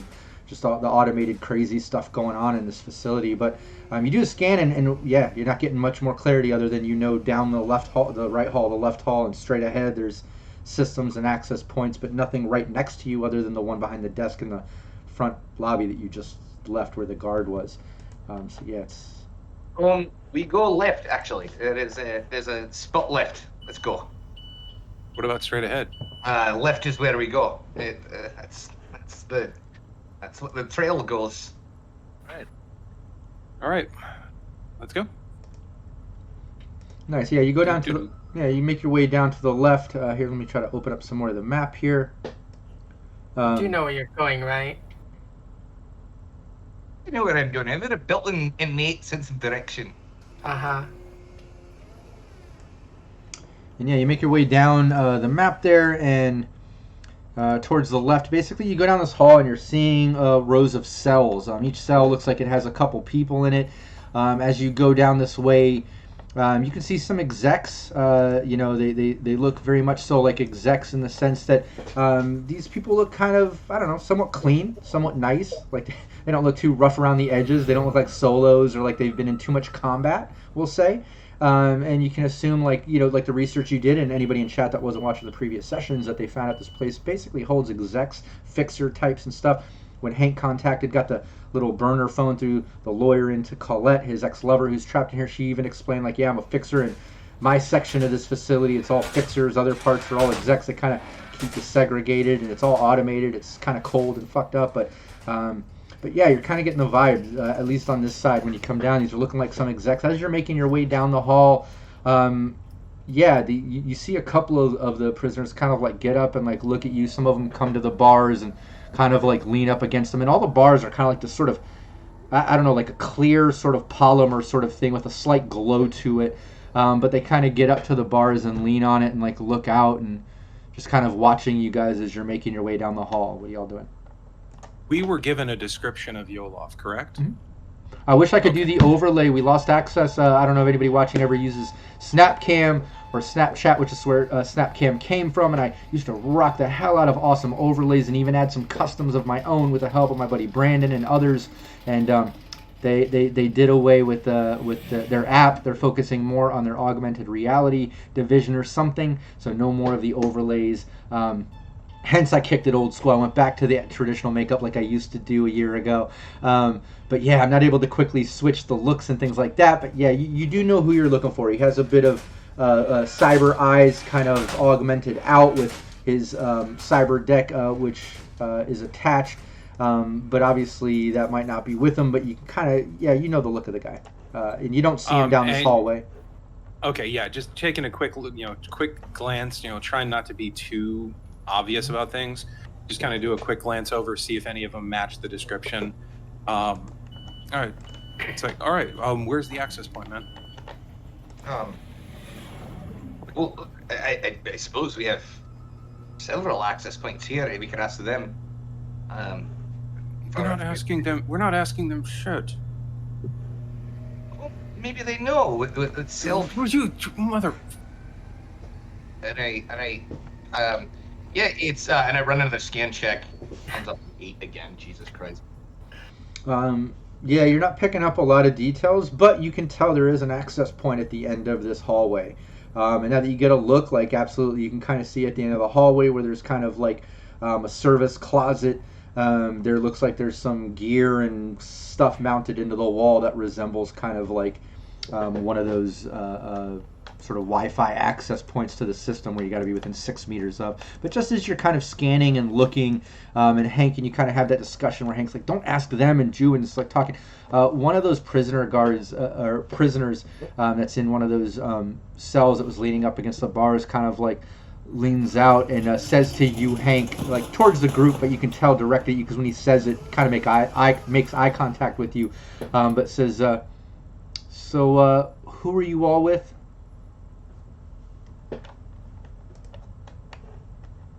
Yeah, I'm talking to you. You're obviously not service people. Who are you all with? I look at him and just kind of point at the badge, like the name badge, the badge on the coveralls. I'm like, okay, okay. You can tell he's not believing you. He's like laughing. I don't know. It's hard to get a read on him without doing a roll or something possibly, but he's laughing. It's like, okay, Capone.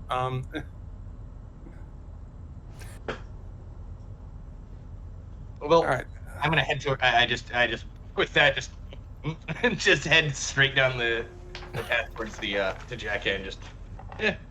Yeah, you head down to the system as Hank says that. What does Scarecrow and Jax do? PWP says, "Finish him. Finish him." I ask Hank a question. Hey, Hank, what's your lady friend's name again? Her name's Colette. start calling out Colette. Stop. The exec looking guy leans out and he looks at you, Hank, and he says, yeah, Hank, right? And you notice on the thing it says Phil. He's like, yeah, Hank, right? Who are you all with? What's Scarecrow. Hey, what's that cell number? Pointing to the guy that like is calling us out. Well, you're down at you're going to the access point already, Gnostics. Yeah. You kind of made your way down. Scarecrow just leans in, just like unbutton his coverall, and just to pull aside for the Arasaka chrysanthemum. And I'll just say in Japanese, shut your mouth. Unless you want to turn to a fucking meat yo-yo. He looks really surprised, and he like looks at it and he goes, Arasaka here. Really? You all don't look like Arasaka. I mean, you a little. The rest of you, not so much. So the grandma just pulling against the bars. Shush. Yeah, give me a brawling. Gnostics, you do hear some stuff going on there, but you are focused on getting at the end of the hall, like you said, and about to jack in. I'm going to get back to you going to the system. But you did have to walk, a few cells down. You're not like right there able to interact, but you do hear them talking to somebody and something going on. You even see Scarecrow kind of reaching through the bar trying to grapple this guy up. What was that, Hank? I walk up to Gnostics real quick, just to get away from that guy. I walk up to Gnostics and kind of put grab his arm a little bit very gently, and just say, look, we're a little too exposed out here. We should try to, and I lean in because I'm trying to whisper to him. It's like, we should find some place that we can easily defend and then jack in. This is a little too out in the open. Yeah, and give me a stealth while you're doing that too. What was your brawling, Scarecrow? 22. Okay, I see it. It didn't update on the overlay. There it is. Nice. So, yeah, easily you grapple this guy up against the thing, and the second you do, he's like, whoa, easy, big guy. Okay, Arasaka, I get it. Yeah.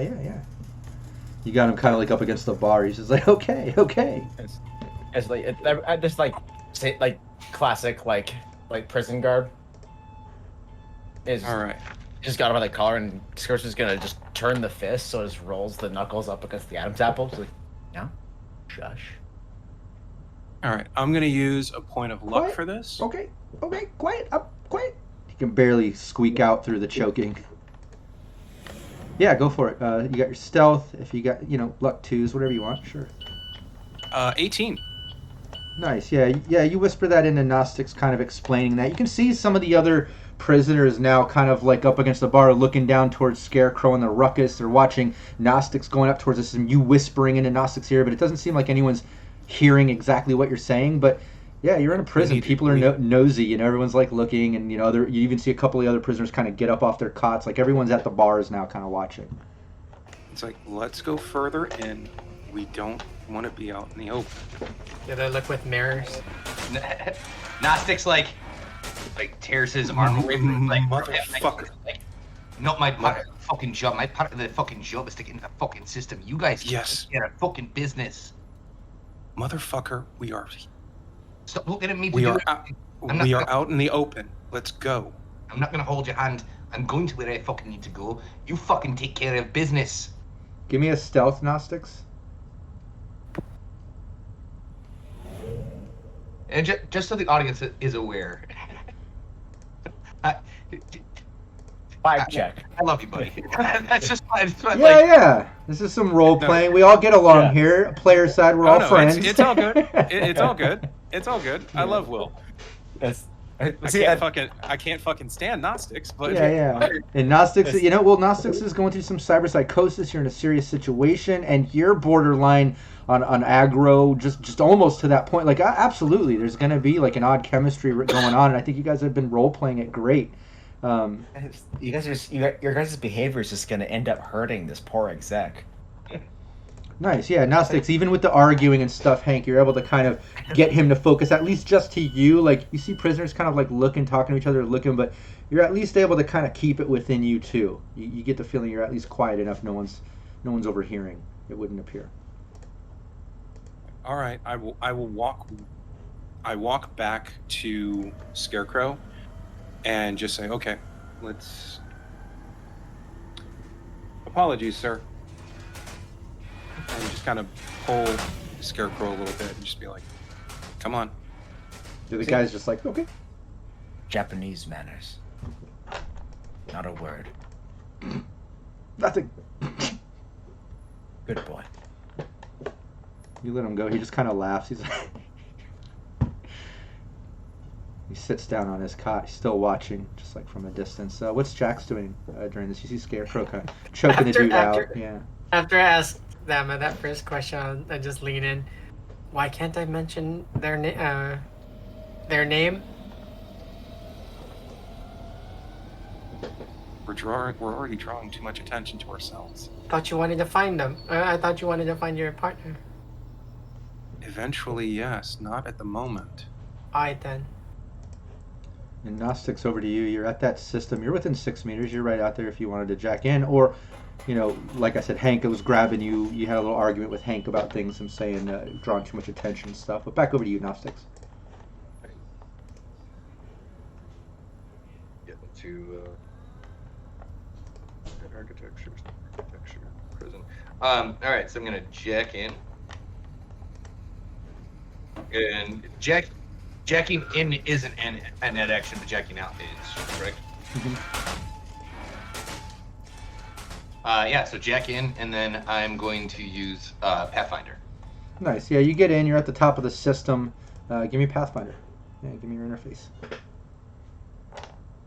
Well, Nice. Yeah, you can see you're looking at a password 10, and then you can see through that. It looks like it goes down to another level, and you can see that there is like kind of an elongated system here. It's a little different. You've seen systems similar to this where it's been connected on a sort of horizontal. You've seen the newer system in that kind of fancy nightclub where you had to go and jack that chip when everything was Arctic and made of ice to keep the chip cold, and had to figure out how to get that whole scenario. Kind of resembles that in the system. You can tell like it goes down to a level that looks like it spider webs out a bit. But with that Pathfinder 11, you can see past the password 10. You can see it goes to a second level. You can see there is access somewhere in there through the spiderweb, a control node 8. You can see that there's some type of demon down there.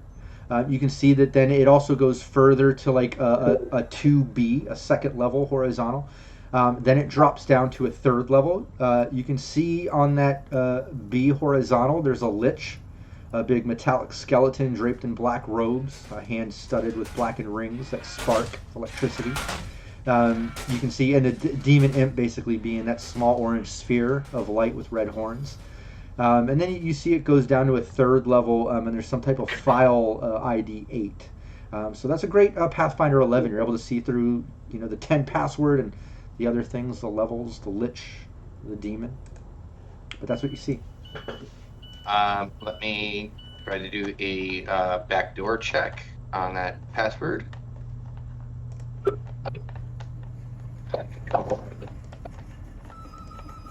Oh, that's a 1. Yeah, you're not able to get into it.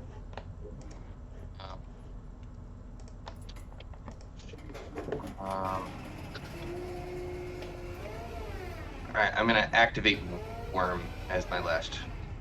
Okay, yeah, you do that, and also describe your avatar here in Cyberpunk. When the character gets into a system, their look changes to their avatar. Yeah, my avatar is a jackalope that is dressed in very stereotypical pirate regalia. Exactly. Yeah, another thing to make note for chat and players, characters, just to know, they did jack the work van. They forged some credentials to get in. They even sent the notice for emergency service to the facility so they could get in. They could get all this, and they were even given the access passes from the security guard in the back. That kind of protects them from environmental defenses, possibly the system defenses, things like that. But they don't have the typical Jay's access keys and things like that. They didn't jack that from Jay's system. They don't have actual access. They don't actually work from Jay's. Hence why Gnostics can't just bypass passwords and control those easily. He still needs to try to access them. But yeah, you do that. Back over to the team. We can streamline this and get right back to Gnostics unless there's anything all of you want to do. Basically, you're hanging out in this hallway, Gnostics in the system, fucking around with it, and all eyes are on all of you. All the prisoners on this row are pretty much watching. I'm gonna start, like, at the very least, like, doing a once over, like trying to make it look like I'm reviewing and looking at the automated systems. Yeah. Give me a perception. Sure. What about everybody else? The toolkit that we have, does it have like a data pad or anything in it? Yeah. I'd pick one of those up and start flicking through it. Trying to make it look like I'm going over some info. A lot of porn on here. That was a 10. That was a 10 for perception. Yeah, you're not seeing much. You're pulling it out. You're looking like you're looking at stuff, but you got a funny feeling. These prisoners, they can tell you guys are out of place. You know, you can tell something's a little off or something. Like eyes are on you, Hank. And Scarecrow, yeah, you kind of fake it going through things like Jax. Nexus just follows suit. She stands by. She even leans in and whispers to Scarecrow at one point, and like, this is a little uncomfortable. I feel like everyone is fucking watching us. Because they are. Yeah.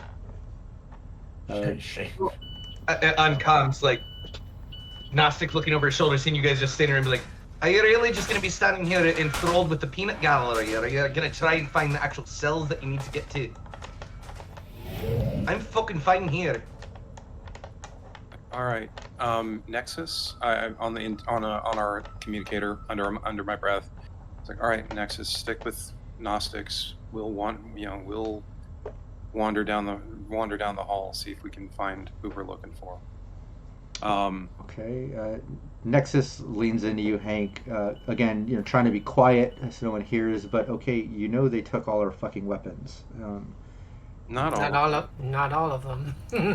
Okay, well, they took all mine. I'll do what I can, but the most I can do is try to talk us out of a situation. And she goes over and hangs out near Gnostics. That's what you're good at. I look at Scarecrow and just like, all right, let's check down there, see what else we can find down there. See if there's anything malfunctioning. Yeah, Nexus looks at you, Jax, and says, I don't know, I guess we'll kill some time. Got any good stories? That was just some bullshit chatter, but yeah, Hank, right. Scarecrow. I imagine you guys are you walking off together? Is that what you're doing? Yes. Yeah, Before going, Scarecrow's just gonna pound Noxious in the shoulder. It's like if you get any details on like cell numbers, ping us immediately. We'll do that, Scarecrow. We'll do. Yeah, you guys start heading back towards that sort of center T where you came out the doors from that that back lobby where the guard was. So you're back now where you can go left towards Gnostics. At the end of that hallway at the system, you can go right or you can go forward. But before we get back to you and you guys continue on, you make your way back to that center area. Gnostics, back over to you in the system. You're in the top there, facing a password 10. So I've got the worm installed, which gives me a +2. Hell yeah. Let's get that back toward that thing. 14. Nice, yeah. You get right through the back door. It opens up, and you're at the top of the system. Jax, keep it PC. And and you get in. You're at the top of the system, and yeah, you're basically you know what the system has. It's got a second level down below. That seems like it spider webs off. It has a bit of a horizontal than spider webs. Down there is a control node. There's a demon imp. There's also a 2B that branches off from it that has a lich. Here, let me double check that. Yeah, the 2B has another file. 2 has a control node. The demon imp 2B has a lich and some type of file. And then it drops down to 3 with another file, but all of which have ID 8 or control node 8. You've already got through the password 10, but that's what you see. That's what you know. I think I'm drawing this up correctly in my notes here. All right, well, so Let me install sword. and drop down to this demon. Nice. Yeah, you drop down to the demon, and yeah, you drop down to that level, and basically you're looking at a demon and a control node 8.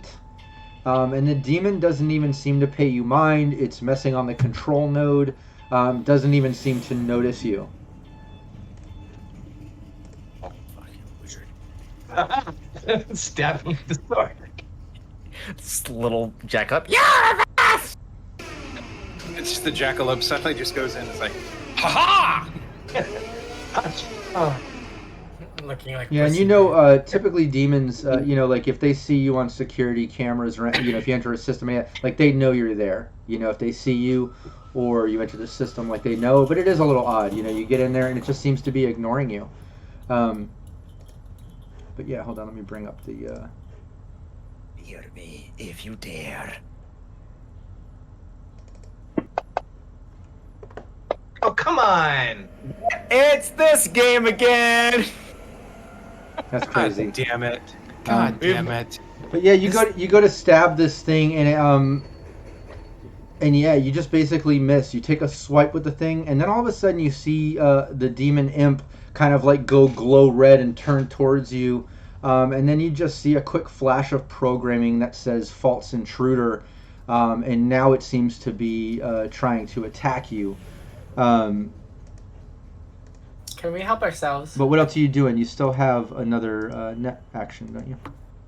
That was it. You still have two, don't Yeah, because I installed Worm at the end of my last turn, so I did the password, I installed Sword, and then I dropped down and stabbed. Oh, so you still, yeah. that's all.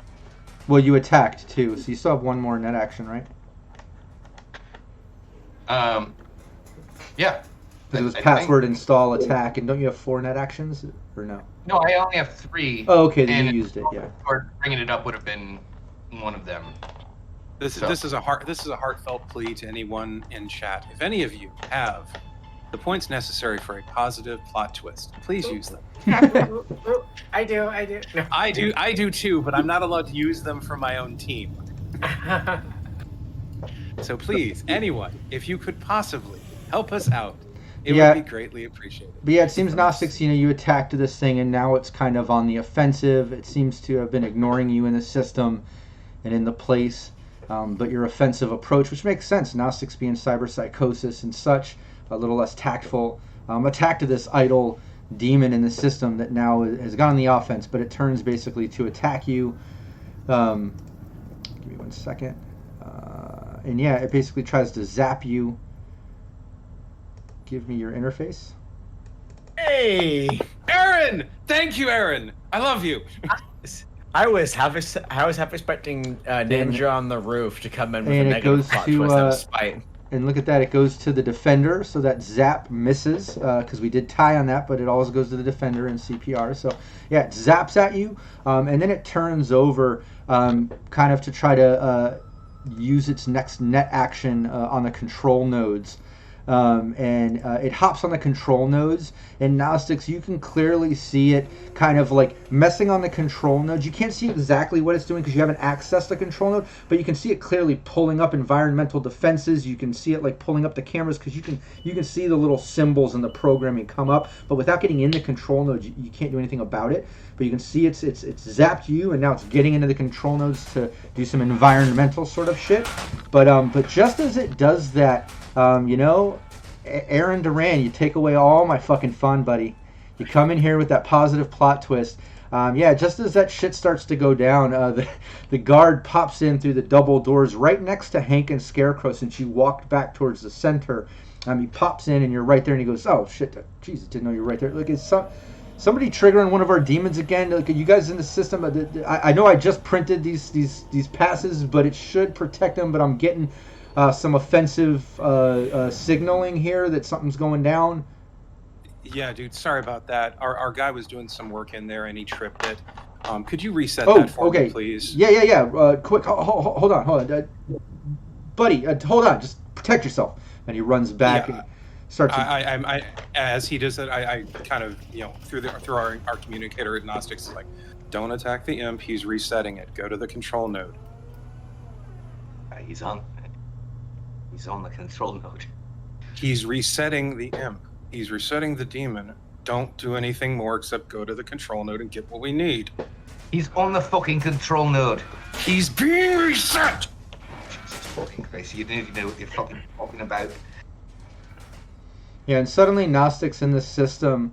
You see the demon kind of, the horns go back from glowing red back to sort of an idle clear, and the demon kind of goes back over and just kind of like hovers over next to the control node and just starts ignoring you again. And then all of a sudden the security guard pops back through Hank and Scarecrow. Hank's kind of halfway down now, yelling and arguing with Gnostics, but he looks towards you, Scarecrow, and goes, "Hey, I did a hard reset. Just let me know if shit starts acting up on you again.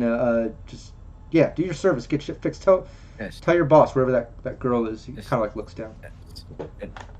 Supervisor Grace is over there. I think that's one of the bugs she was talking about. Oh, okay. Yeah, just handle it. Sorry about that. Sorry about that, buddy. Yeah. Yells down the hall towards you. Yeah. Sure. Goes back to his front office as it closes. And there's your positive plot twist from Aaron Duran that literally just kind of saved your ass from the environmental defenses. Everything kind of turning on the team here. Yeah, cyberpsychosis can be kind of fucked up, right?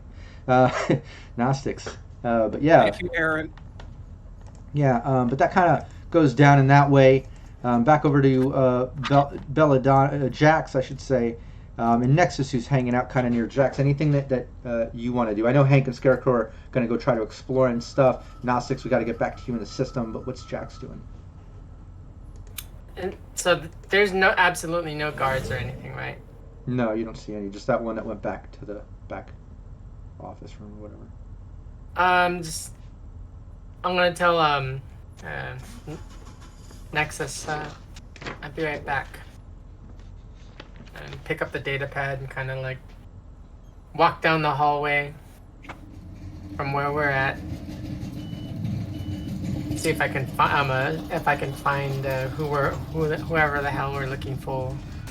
Nice. Yeah, you walk back down the hallway. Now you're kind of up where Hank and Scarecrow are. Nexus kind of stays where Gnostics is. And Gnostics, you're back in the system here.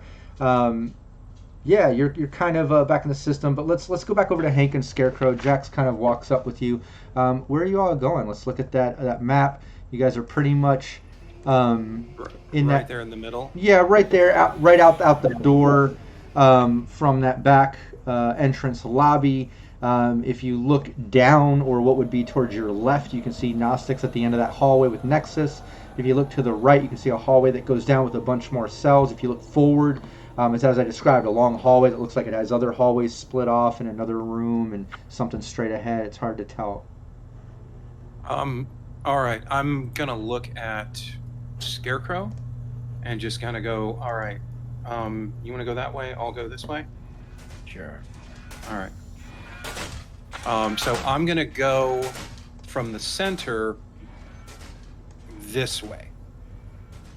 Because I'm looking at the map, it's office, the hallway that Gnostics went down, the one that's going up, and then I'm going to go this way. Oh yeah, and I was able to get the token on there. Oh, my guy. Yeah, can you control it and get yourself down that hallway? Let's see here. Yeah. Yay! All right, I figured it out. I just had to grab it from the combat tracker. Let me get everybody in there. Seems an easy way to scroll on the map, though. Unless I'm missing something. You have a scroll wheel? Scarecrow. Yeah, my scroll wheel works on it. Oh, okay. All right. I get it now. There we are. There's everybody with their little tokens moving around. Look at y'all. So cute. Look at those little tokens. Okay, so Scarecrow, if you're going to go this way, I'm going to go this way. Cool. All right. And there's the prison guard. I got him over there. All right, cool. So yeah, you start going down that hallway, Hank, and it's almost a mirror image of the hallway Gnostics is down in the system. You can see more cells. As you go down that side, give me a perception. Sure thing, and I will use another point of luck for this. So +2, by the way. Is both of us or just Hank for right now? No, Just Hank right now. Let's let Hank do his thing real quick. okay. Yeah, Perception +1. Bless you. Was that a sneeze somewhere? No, that was a cough. Oh, okay. 11. Everyone always thinks it's a sneeze. 11 on perception. Okay. Yeah, you're not picking up too much, just cells and more people. And as you go down, you know, people are kind of like coming to the front of the cell and looking at you and stuff. But you're not getting a lot out of that perception. You know, you're kind of hyped up. You're maybe getting a little adrenaline rush. You know, looking for Colette a little more than you're looking for your package here that you've got to find. What's the guy's name? I don't have it right. Yolof. Yolof, that's right. I wanted to say Yanni. We've got a Yanni in my Sirenscape stream, part of the Terra Novas. But yeah, Yolof. But yeah, you're almost finding yourself thinking about her more than the target you're there for, and it's kind of fucking up your general perception. So you're not getting much other than these prisoners they're all kind of looking at you as you're coming down this hallway. But over to Scarecrow, what are you doing? You kind of make your way down that center hallway. As you make your way down, you can see clearly there's double doors to the left. And then it looks like up ahead there's a hallway that goes right and left and then forward. Yes, in classic like solo fashion. I suppose once he gets like to the going to the junction, he's just gonna go rubbernecking, clearing corners. There's Sure. yes, is there like I brought it up in chat. You know, is there any like signage on the walls, like cell block designations or like wings? No, there's not. It seems like it might be a bit automated in that sense. Don't even have to do a perception check to kind of see that there's not a lot of signage. You know, there's not a lot of labeling. You do see tracks kind of embedded in the ceilings and on the tops of the walls, like above the cells, where there's like little drones and things that run, and whether they're delivering medicines or food or basic tech. Or doing surveillance, things like that. Like, it's definitely an automated prison, and there's not a lot of like, human, sort of perks and things that kind of help you, someone like you, function in here. It's definitely made for drones and an automated system. With the drones moving on the tracks, if there are ones that are seem to be like carrying what looks like pre-pack, or like higher quality food, I'm gonna follow them. Okay. Yeah, I like that. Give me a perception. I'm gonna step away for one quick second. Sure. Use a +2. All right, let's kill Hank. He's gone. Let's kill him. it's let's mug him. Okay. All of a sudden, I used a +2 for that.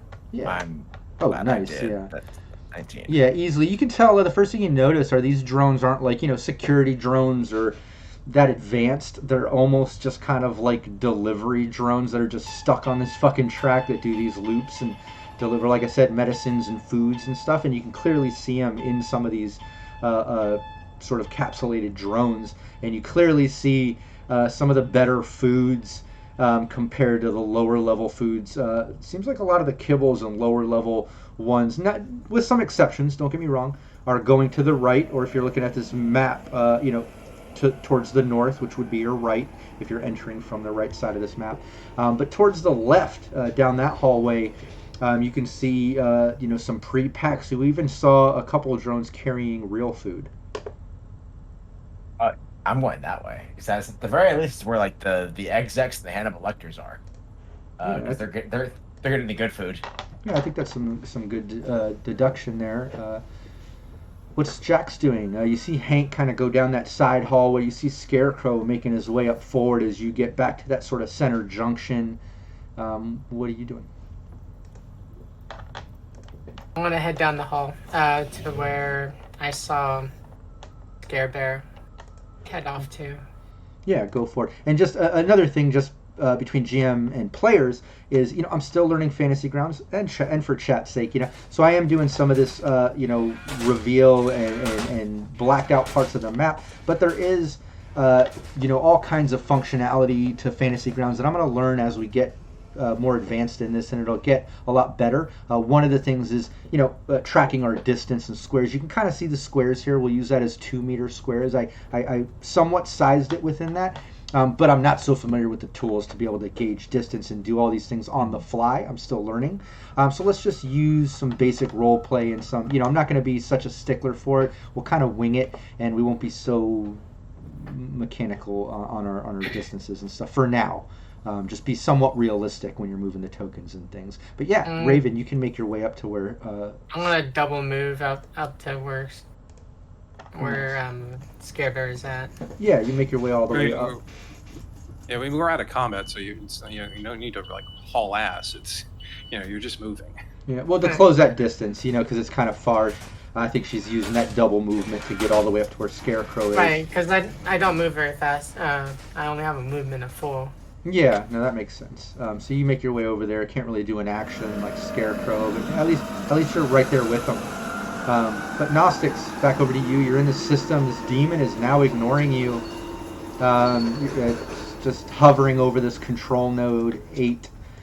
You also see that on the second level, it kind of horizontally branches out to a 2B with a file ID 8. And there's a lich hanging out in that section of this level in 2B. And then you also see it drops down to a third level that there's another file down there. But the other thing to make notice of is on that 2B where the lich is kind of protecting, it looks like beyond that file, it spiderwebs out.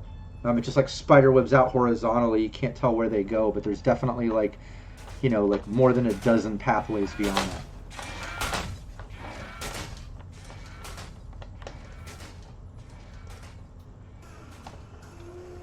You're muted. Hell yeah, got to appease the mute god sometime. Done.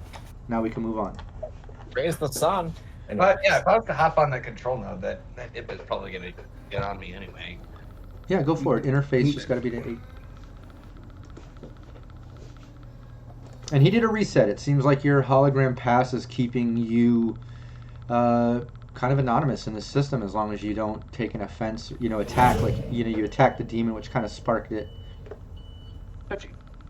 Nice, yeah. You get on that control node easily. You get access. That demon's just kind of hovering. And yeah, you can see you have access to all the different cells, which are sectioned off. You have access to the locks. You have the access to the back door, the front door, all the security cams, which you can see the different sections of the prison. You can't really make out the layout, but you can see different hallways. You can see a big sort of gymnasium room with cots set up. You can see it looking into storage rooms and stuff because you can see some crates in one of the rooms.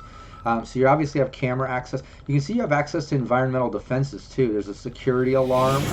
There's a sub-level supply entrance. There's something called full lockdown. There's an outside turret in the back and in the front. There's a blood swarm that's sectioned off in like 5 different sections. There's Tanglefoot flooring that again is broken off into 5 different sections. And then there's sleep gas, which looks like it's broken down by cell.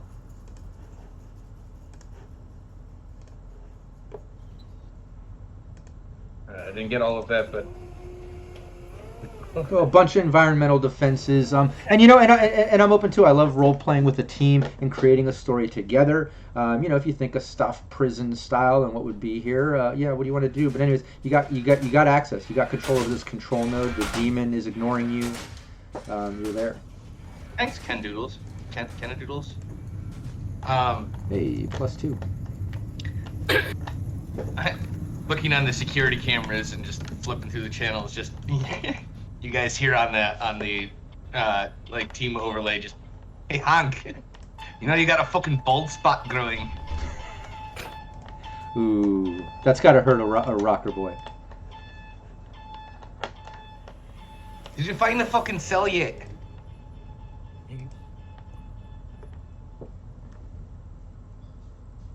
Not yet. I'm gonna look around a little bit more and actually like try to focus on the tracks and also like the cells themselves. So try to again, make it look like I'm trying to do the job that I'm there to do, to try and give myself as much cover as possible. Can I redo that perception check, or do I need to? I was gonna say use a. I mean, +2. yeah, you would have to, do it under different circumstances. Something would have to be different. Okay. Which I'll allow. You want to burn one of those +2s. I'll let you do another perception. Yeah. But I wouldn't be able to use the +2 for the roll, correct? Yeah. Oh, okay, so I can burn a +2 and use it for the roll. Exactly. Yeah. The other circumstance is you getting chat's help. It's a little fourth wall. All right, I will go ahead and make another perception check then. Yeah, go for it. It's ethereal. 13. Nice. That's a little bit better. Yeah, you can tell you're not getting much more, but you can at least tell that it seems like these prisoners on this side of the hallway, down this hallway, they look a little bit rougher. Okay. So probably not the execs. This is more of probably fixers or something like that. Okay. I messaged back using our internal communicator. It's like, all right, looks like the ones over here are probably fixers. They're not execs, so he's not on this side. Are you in the control node, Gnostics? Sure am. Can you find where our person is? Not unless I get into those files down there. I'm sure that's where the listing is, but a demon catches me fucking taking out their black ice to fucking looking at this. Well, it's probably not gonna turn out so well for any of us. Well, can't you deactivate the black ice from the control node? No, I can't. Right? I can't, right? No. Okay. If you find the cell, I can actually open the doors very easily from here. But if you need me to go snooping around at fucking prisoner records, then we're gonna have a little bit more of a rush situation. Okay. Is there an alarm or anything? Oh yeah, I can shut all that off. Okay, yeah. If you wouldn't mind, go ahead and shut that off. Done. All right. I'm gonna make my way back toward the center and then go up and join Scarecrow and Jax. Yeah, you can do that. You make your way over towards the center and make your way up to Jackson Scarecrow. All of you are kind of together. Go ahead and move your tokens. Oh, you already did. Nice. You're up in that kind of that crossroads of the hallway. No cells, but you do see kind of going down towards the left where Scarecrow mentions, hey, there was actually real food going that way. I think execs might be that way, not sure. But looking down that way, it looks like the hallway goes all the way down there and then curves off to the right. As you go, there's a couple doors on the right. What's that? Up or down? I'm looking down. At up or yeah, down. well, Okay. yeah, because here, imagine this, okay? You're walking in from the right side. Imagine you walked in from that over to the right where that back entrance lobby was. Yeah. You see Sorry, it? Yep, sorry. Just trying to reorient myself. It's been a while since I've had to do this from the player side of things. Yeah. So just imagine if you're walking down that hall, to the left is down, to the right is up. Okay. I can say up and down if that's easier. I usually like saying left and right and kind of as if you're in it, rather than looking at it. But whatever's easier. But I think you get it. But yeah, down that way explains, real food seems to be going that way versus over here a little more kibble. But down that way, there's a couple doors on the side, and then, like I said, the hallway curves around to the right when you get down to the end there, it looks like. But that's all you see from this distance. But back over to Gnostics as everyone kind of catches up with each other in that crossroads. What's Gnostics doing? So I've shut off all the defenses and alarms. Yeah, you can do that. You easily do it. You have the control node. You turn off all of the alarms, all of the environmental defenses. You can tell when you turn them off too. The environmental defenses are pretty much either controlled by the demon if something goes wrong, right, to like control the environment, or they're triggered by people that shouldn't be in the hallways or in places that are restricted. Like if a prisoner exits a cell without one of those nifty hologram passes, maybe one of these environmental defenses will trigger sectionally, or buy, sell, things like that. But you're able to turn them all off. You turn all the environmental defenses off, the alarms. Nothing will get triggered if someone is around without a pass. The demon shouldn't be able to trigger them either without having to turn them all back on again. But again, the demon doesn't even notice you. You're invisible right now to it. Need I remind you all that time is of the fucking essence. Have you found the fucking cell? Working on it now. It's like, all right. But you still have more net Real- actions, Gnostics. Yeah. You're in that control node. You already were in it.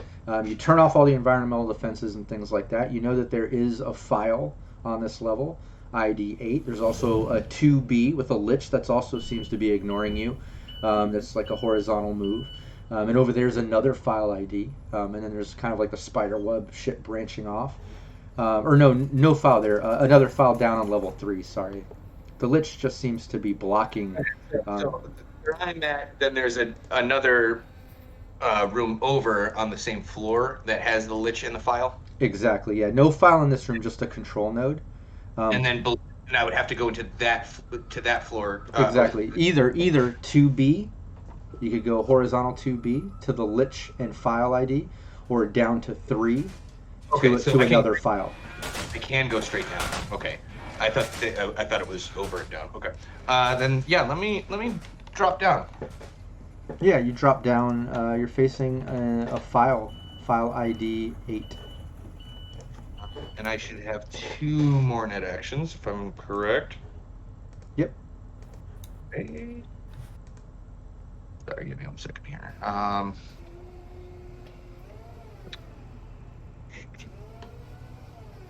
Sorry, 1 moment here. If you're trying to ID it, it's just the ID. Interface, yeah, just interface. Um, Always just an interface roll. Yeah. Or you. I think there's a Hey, program. Capricious Nature. Thanks for the +2. Hey, Hey, Cap.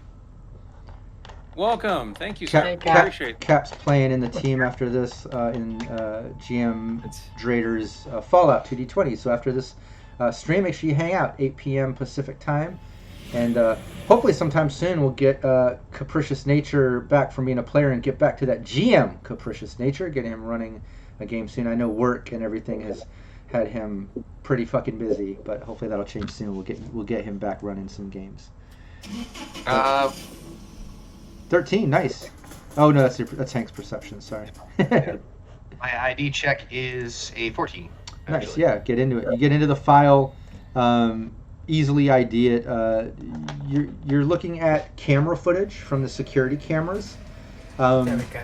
and you can see in that footage, just at a peruse, just in the more recent of the footage, like you can see it feeding in Hank and Scarecrow and Jax going down the center thing. You can look back a little, you see you guys coming in the front, checking your weapons, talking to the security guy. Like it's pulling in real time camera footage from everywhere.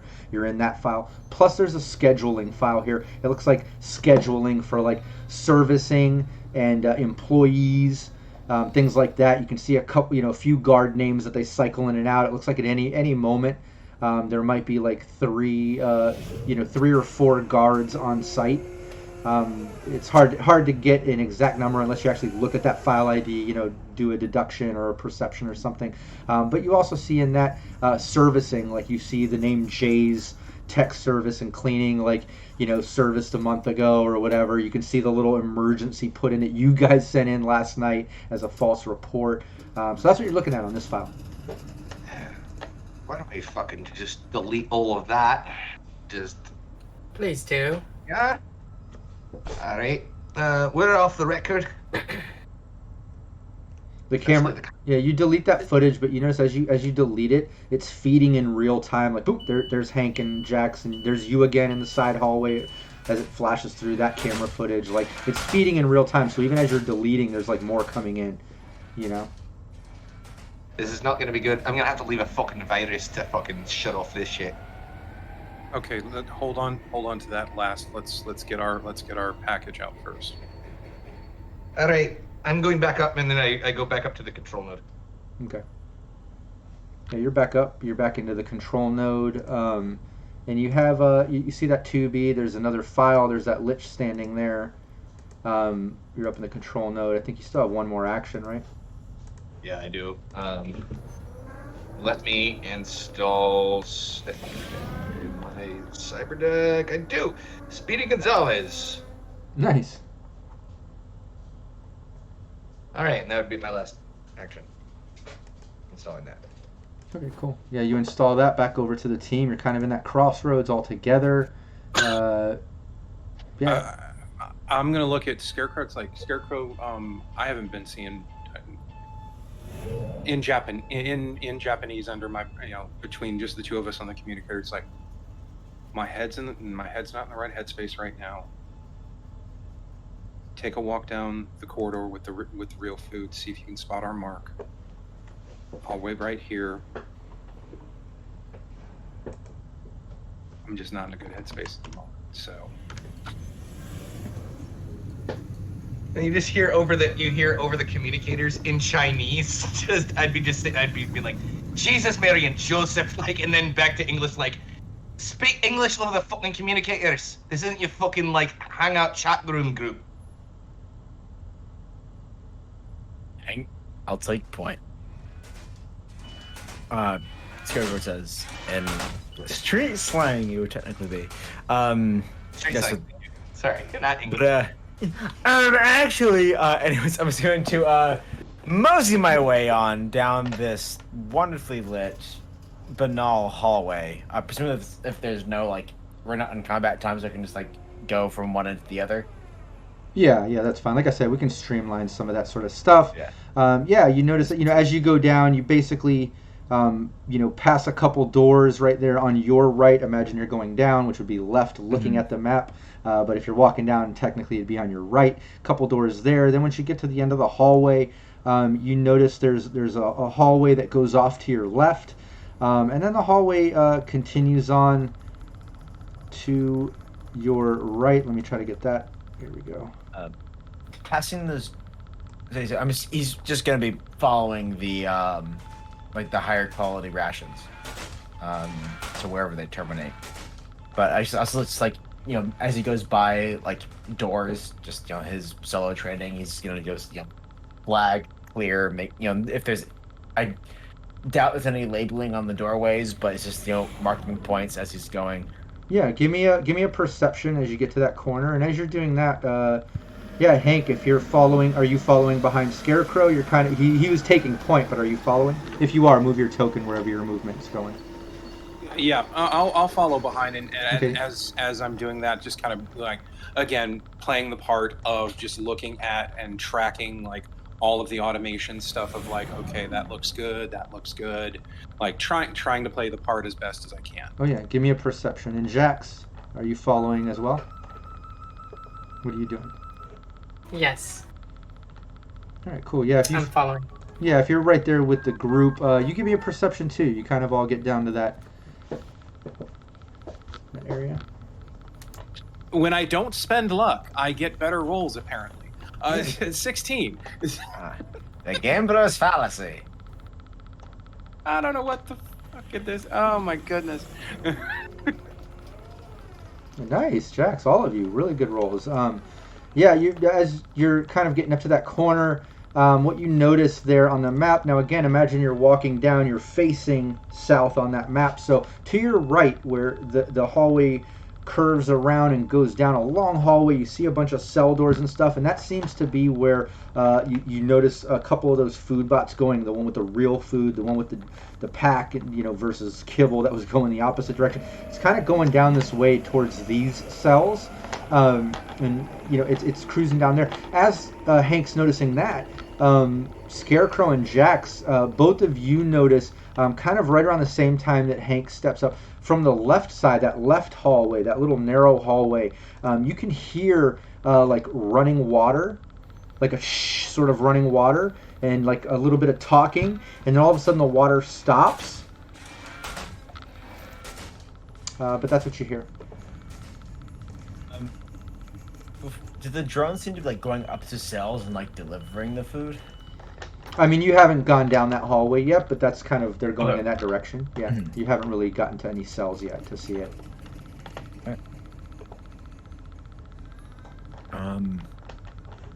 Yeah, unless we're going back to Gnostics, or more net running, that's what I'm going to be doing.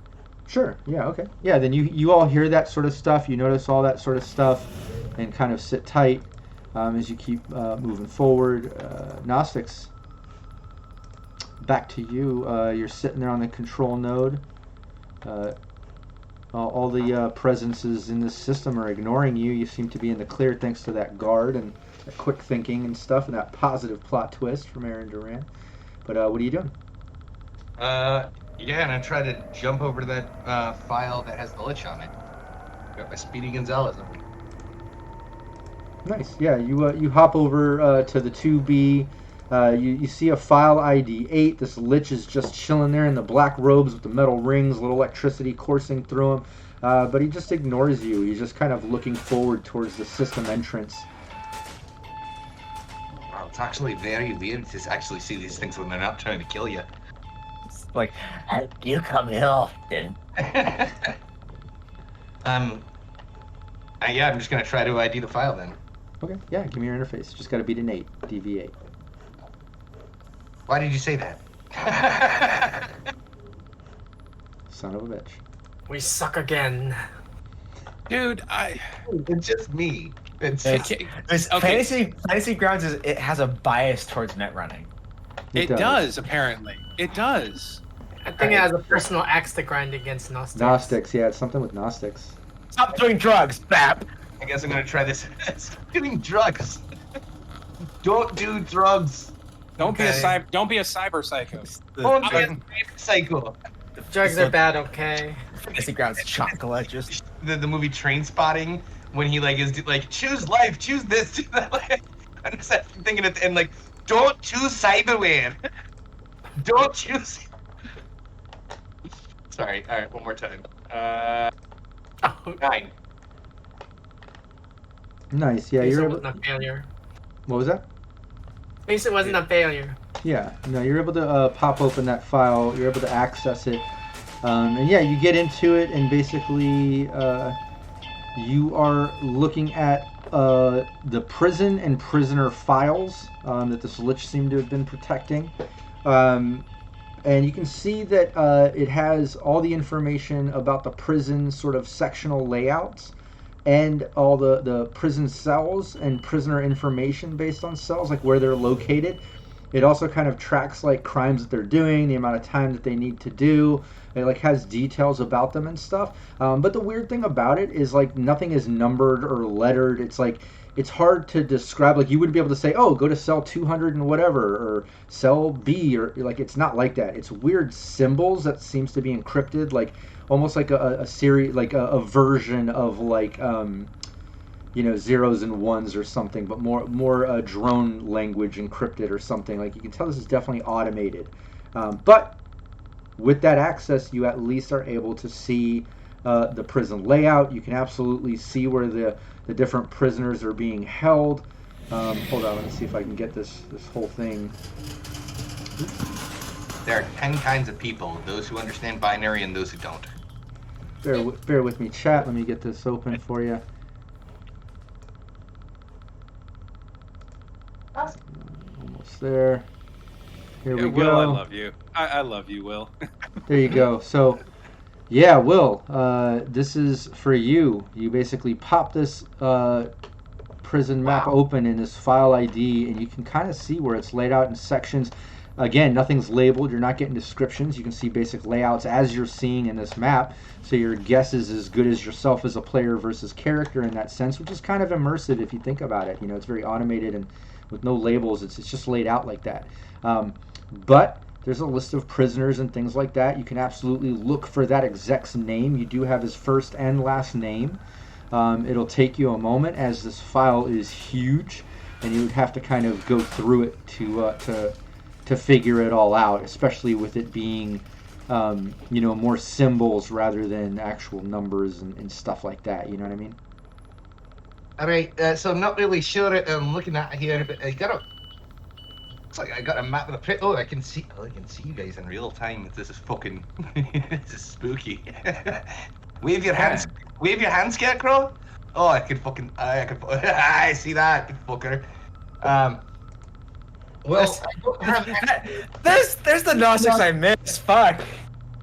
I don't have actual numbers, but I think I might be able to direct you to the actual cell. Let me just type in here, Can you just leave this door? and then I go for our main guy. Like, where's he located? Yeah, give me a deduction. Use a +2. We've got Yeah, you've plenty. got +2s. You've got luck. So I only used one, so I think we've got. It's we've got it's four about more at it's this a point. not to meta too much, but it's about 740. We've got Fallout 2D20 coming up next.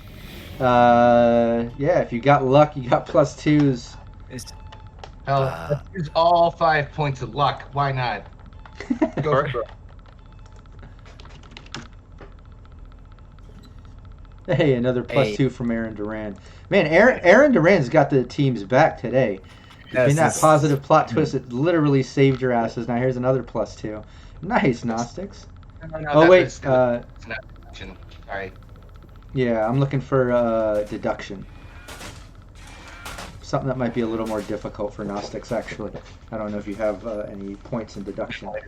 But you've got your luck, you know? You got +2s, you've got luck. Yeah, Aaron Yeah, Durant, plus- MVP, so- definitely. Just do a +7. Yeah, do a +7, Will. Well, I rolled it. Got 15. Nice.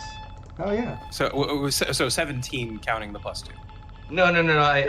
I didn't use the +2. I just used all my. Oh, luck. okay. Just needed a Okay. 15 anyways. I just wanted a 15 to see if he could basically connect the dots here. He's got all the information in front of him. He's just got to match up the symbols and names and things, and it's a little confusing going through it. But Gnostics, you get through it. You go through these files and you basically track down this Yolof character. You can basically see, all these names. Mr. Yolof Harrison says it's 20 to life. It looks like his stuff is actually confidential, even to system knowledge. It looks like there's another password to his actual details that has a DV20 attached to it. So this involves some serious shit. Whatever this guy is involved with, it's even beyond the facility knowledge. It's something above that pay grade to be held. But you do see that, and you see that he is being held in the exec section, which, if you're looking at the map, is the lower level, kind of where the team is headed. The team is kind of headed around that corner, down that hall in those rows of cells. And if you go down the right side of that rows, second from last, all the way down there at the end, you can see that's the cell matched up with this Yolof Harrison character, Gnostics. We might be headed for we may have should have asked a little bit more questions. They've got security on a fucking guy that I haven't seen in this whole fucking place any other fucking president. Do you know where he is? Oh, I know where he is. Just keep going where Okay. he is. Okay. And also Gnostics? try some Rogaine. What? Gnostics, Yes. look up Colette Johnson. That was my next. I was gonna surprise you. Thank you. Well, I only gave you the first name, so I'm giving you the full name. And not Johnson. Johnson sounds way too mundane.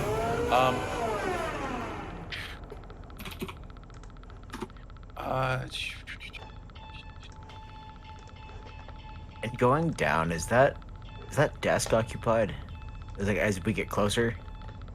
Well, you guys are at that corner right now. We're on Gnostic's turn. He's kind of getting through all that in the system, getting all the information. Hank kind of had a little chatter back, like, hey, you use a little more of your net action to look up Colette. Yeah, Gnostics, let's see if you want to do another deduction. Absolutely, you can try to locate Colette. You have another net action here. +2. Oh yeah, you got +2s, no more luck, but you got some +2s. Out of luck. I don't know how many +2s you have, but and look at that, just needed to get a 15 or higher, and you nail it. Basically, after looking through it, just a few moments more, not even minutes, just moments. You can see in the map, kind of on the east side of this map, the north, which would be kind of in the upper section, obviously.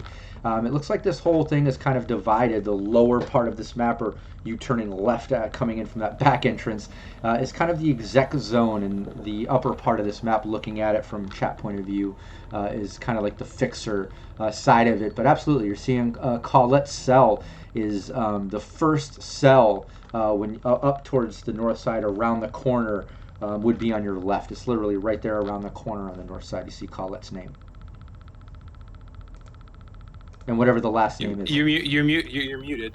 Yeah, Colette Dorsey. Good. No, it was actually funny that I wanted to be muted. Actually, there, my wife was talking to me, and I was like trying to whisper to her. I was like, "Oh, I'm muted." I got your I got your input. Other fucking side of the place. All right.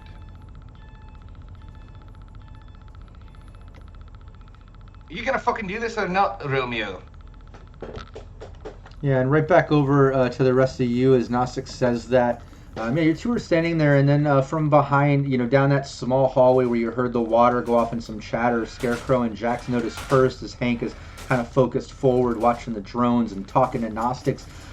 You hear some chatter and some movement, and you look just to see coming around that hallway, down that little narrow hallway. I'll bring it up right here. Down that little narrow hallway from around that corner, you see a prison guard come around the corner, sees all of you, and just kind of like looks surprised and says, "Oh, hey!" And you see two prisoners behind him, wrapped in towels, kind of wet hair. They've got like little packs with them. You see like shampoo and things like that, and soap. And it looks like they're coming out of the showers. But the guard just like looks at all of you, and he looks kind of confused. And he says, "Oh, hey, what are you all doing in this section?" And this is where we'll end our session. We'll see what kind of I was gonna try something, but we'll see.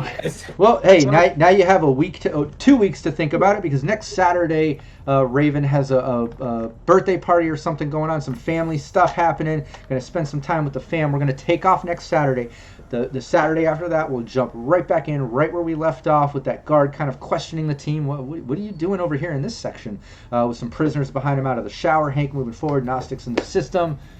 Thanks so much for joining, chat, being part of the story. Holy fuck, did you not give out the +2s, the positive plot twist, save the day for the team. I'm telling you, things would have gotten very sticky. This would have went so much different. I had other things planned, but literally that positive plot twist made a completely different session out of it. Still tense, still things are happening, but wow, Aaron Duran. I've been shaking the entire. Oh well, you all need to thank Aaron Duran. It would have been way crazier. Yeah, he saved the day. They saved the day. Aaron, message me your real name on the Discord, and if I do have a child, I will name them after you. I love it. I don't know. I'm probably not going to have kids, but in spirit, I will name a child after you. That's so awesome. In my book series, I'll name a child after you. Oh, there you go. There you go. Hell yeah, that's awesome. Go for that. That's really cool.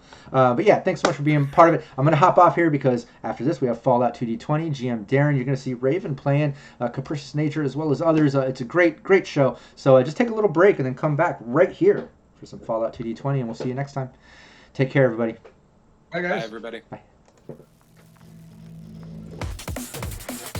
Cybernation Uncensored.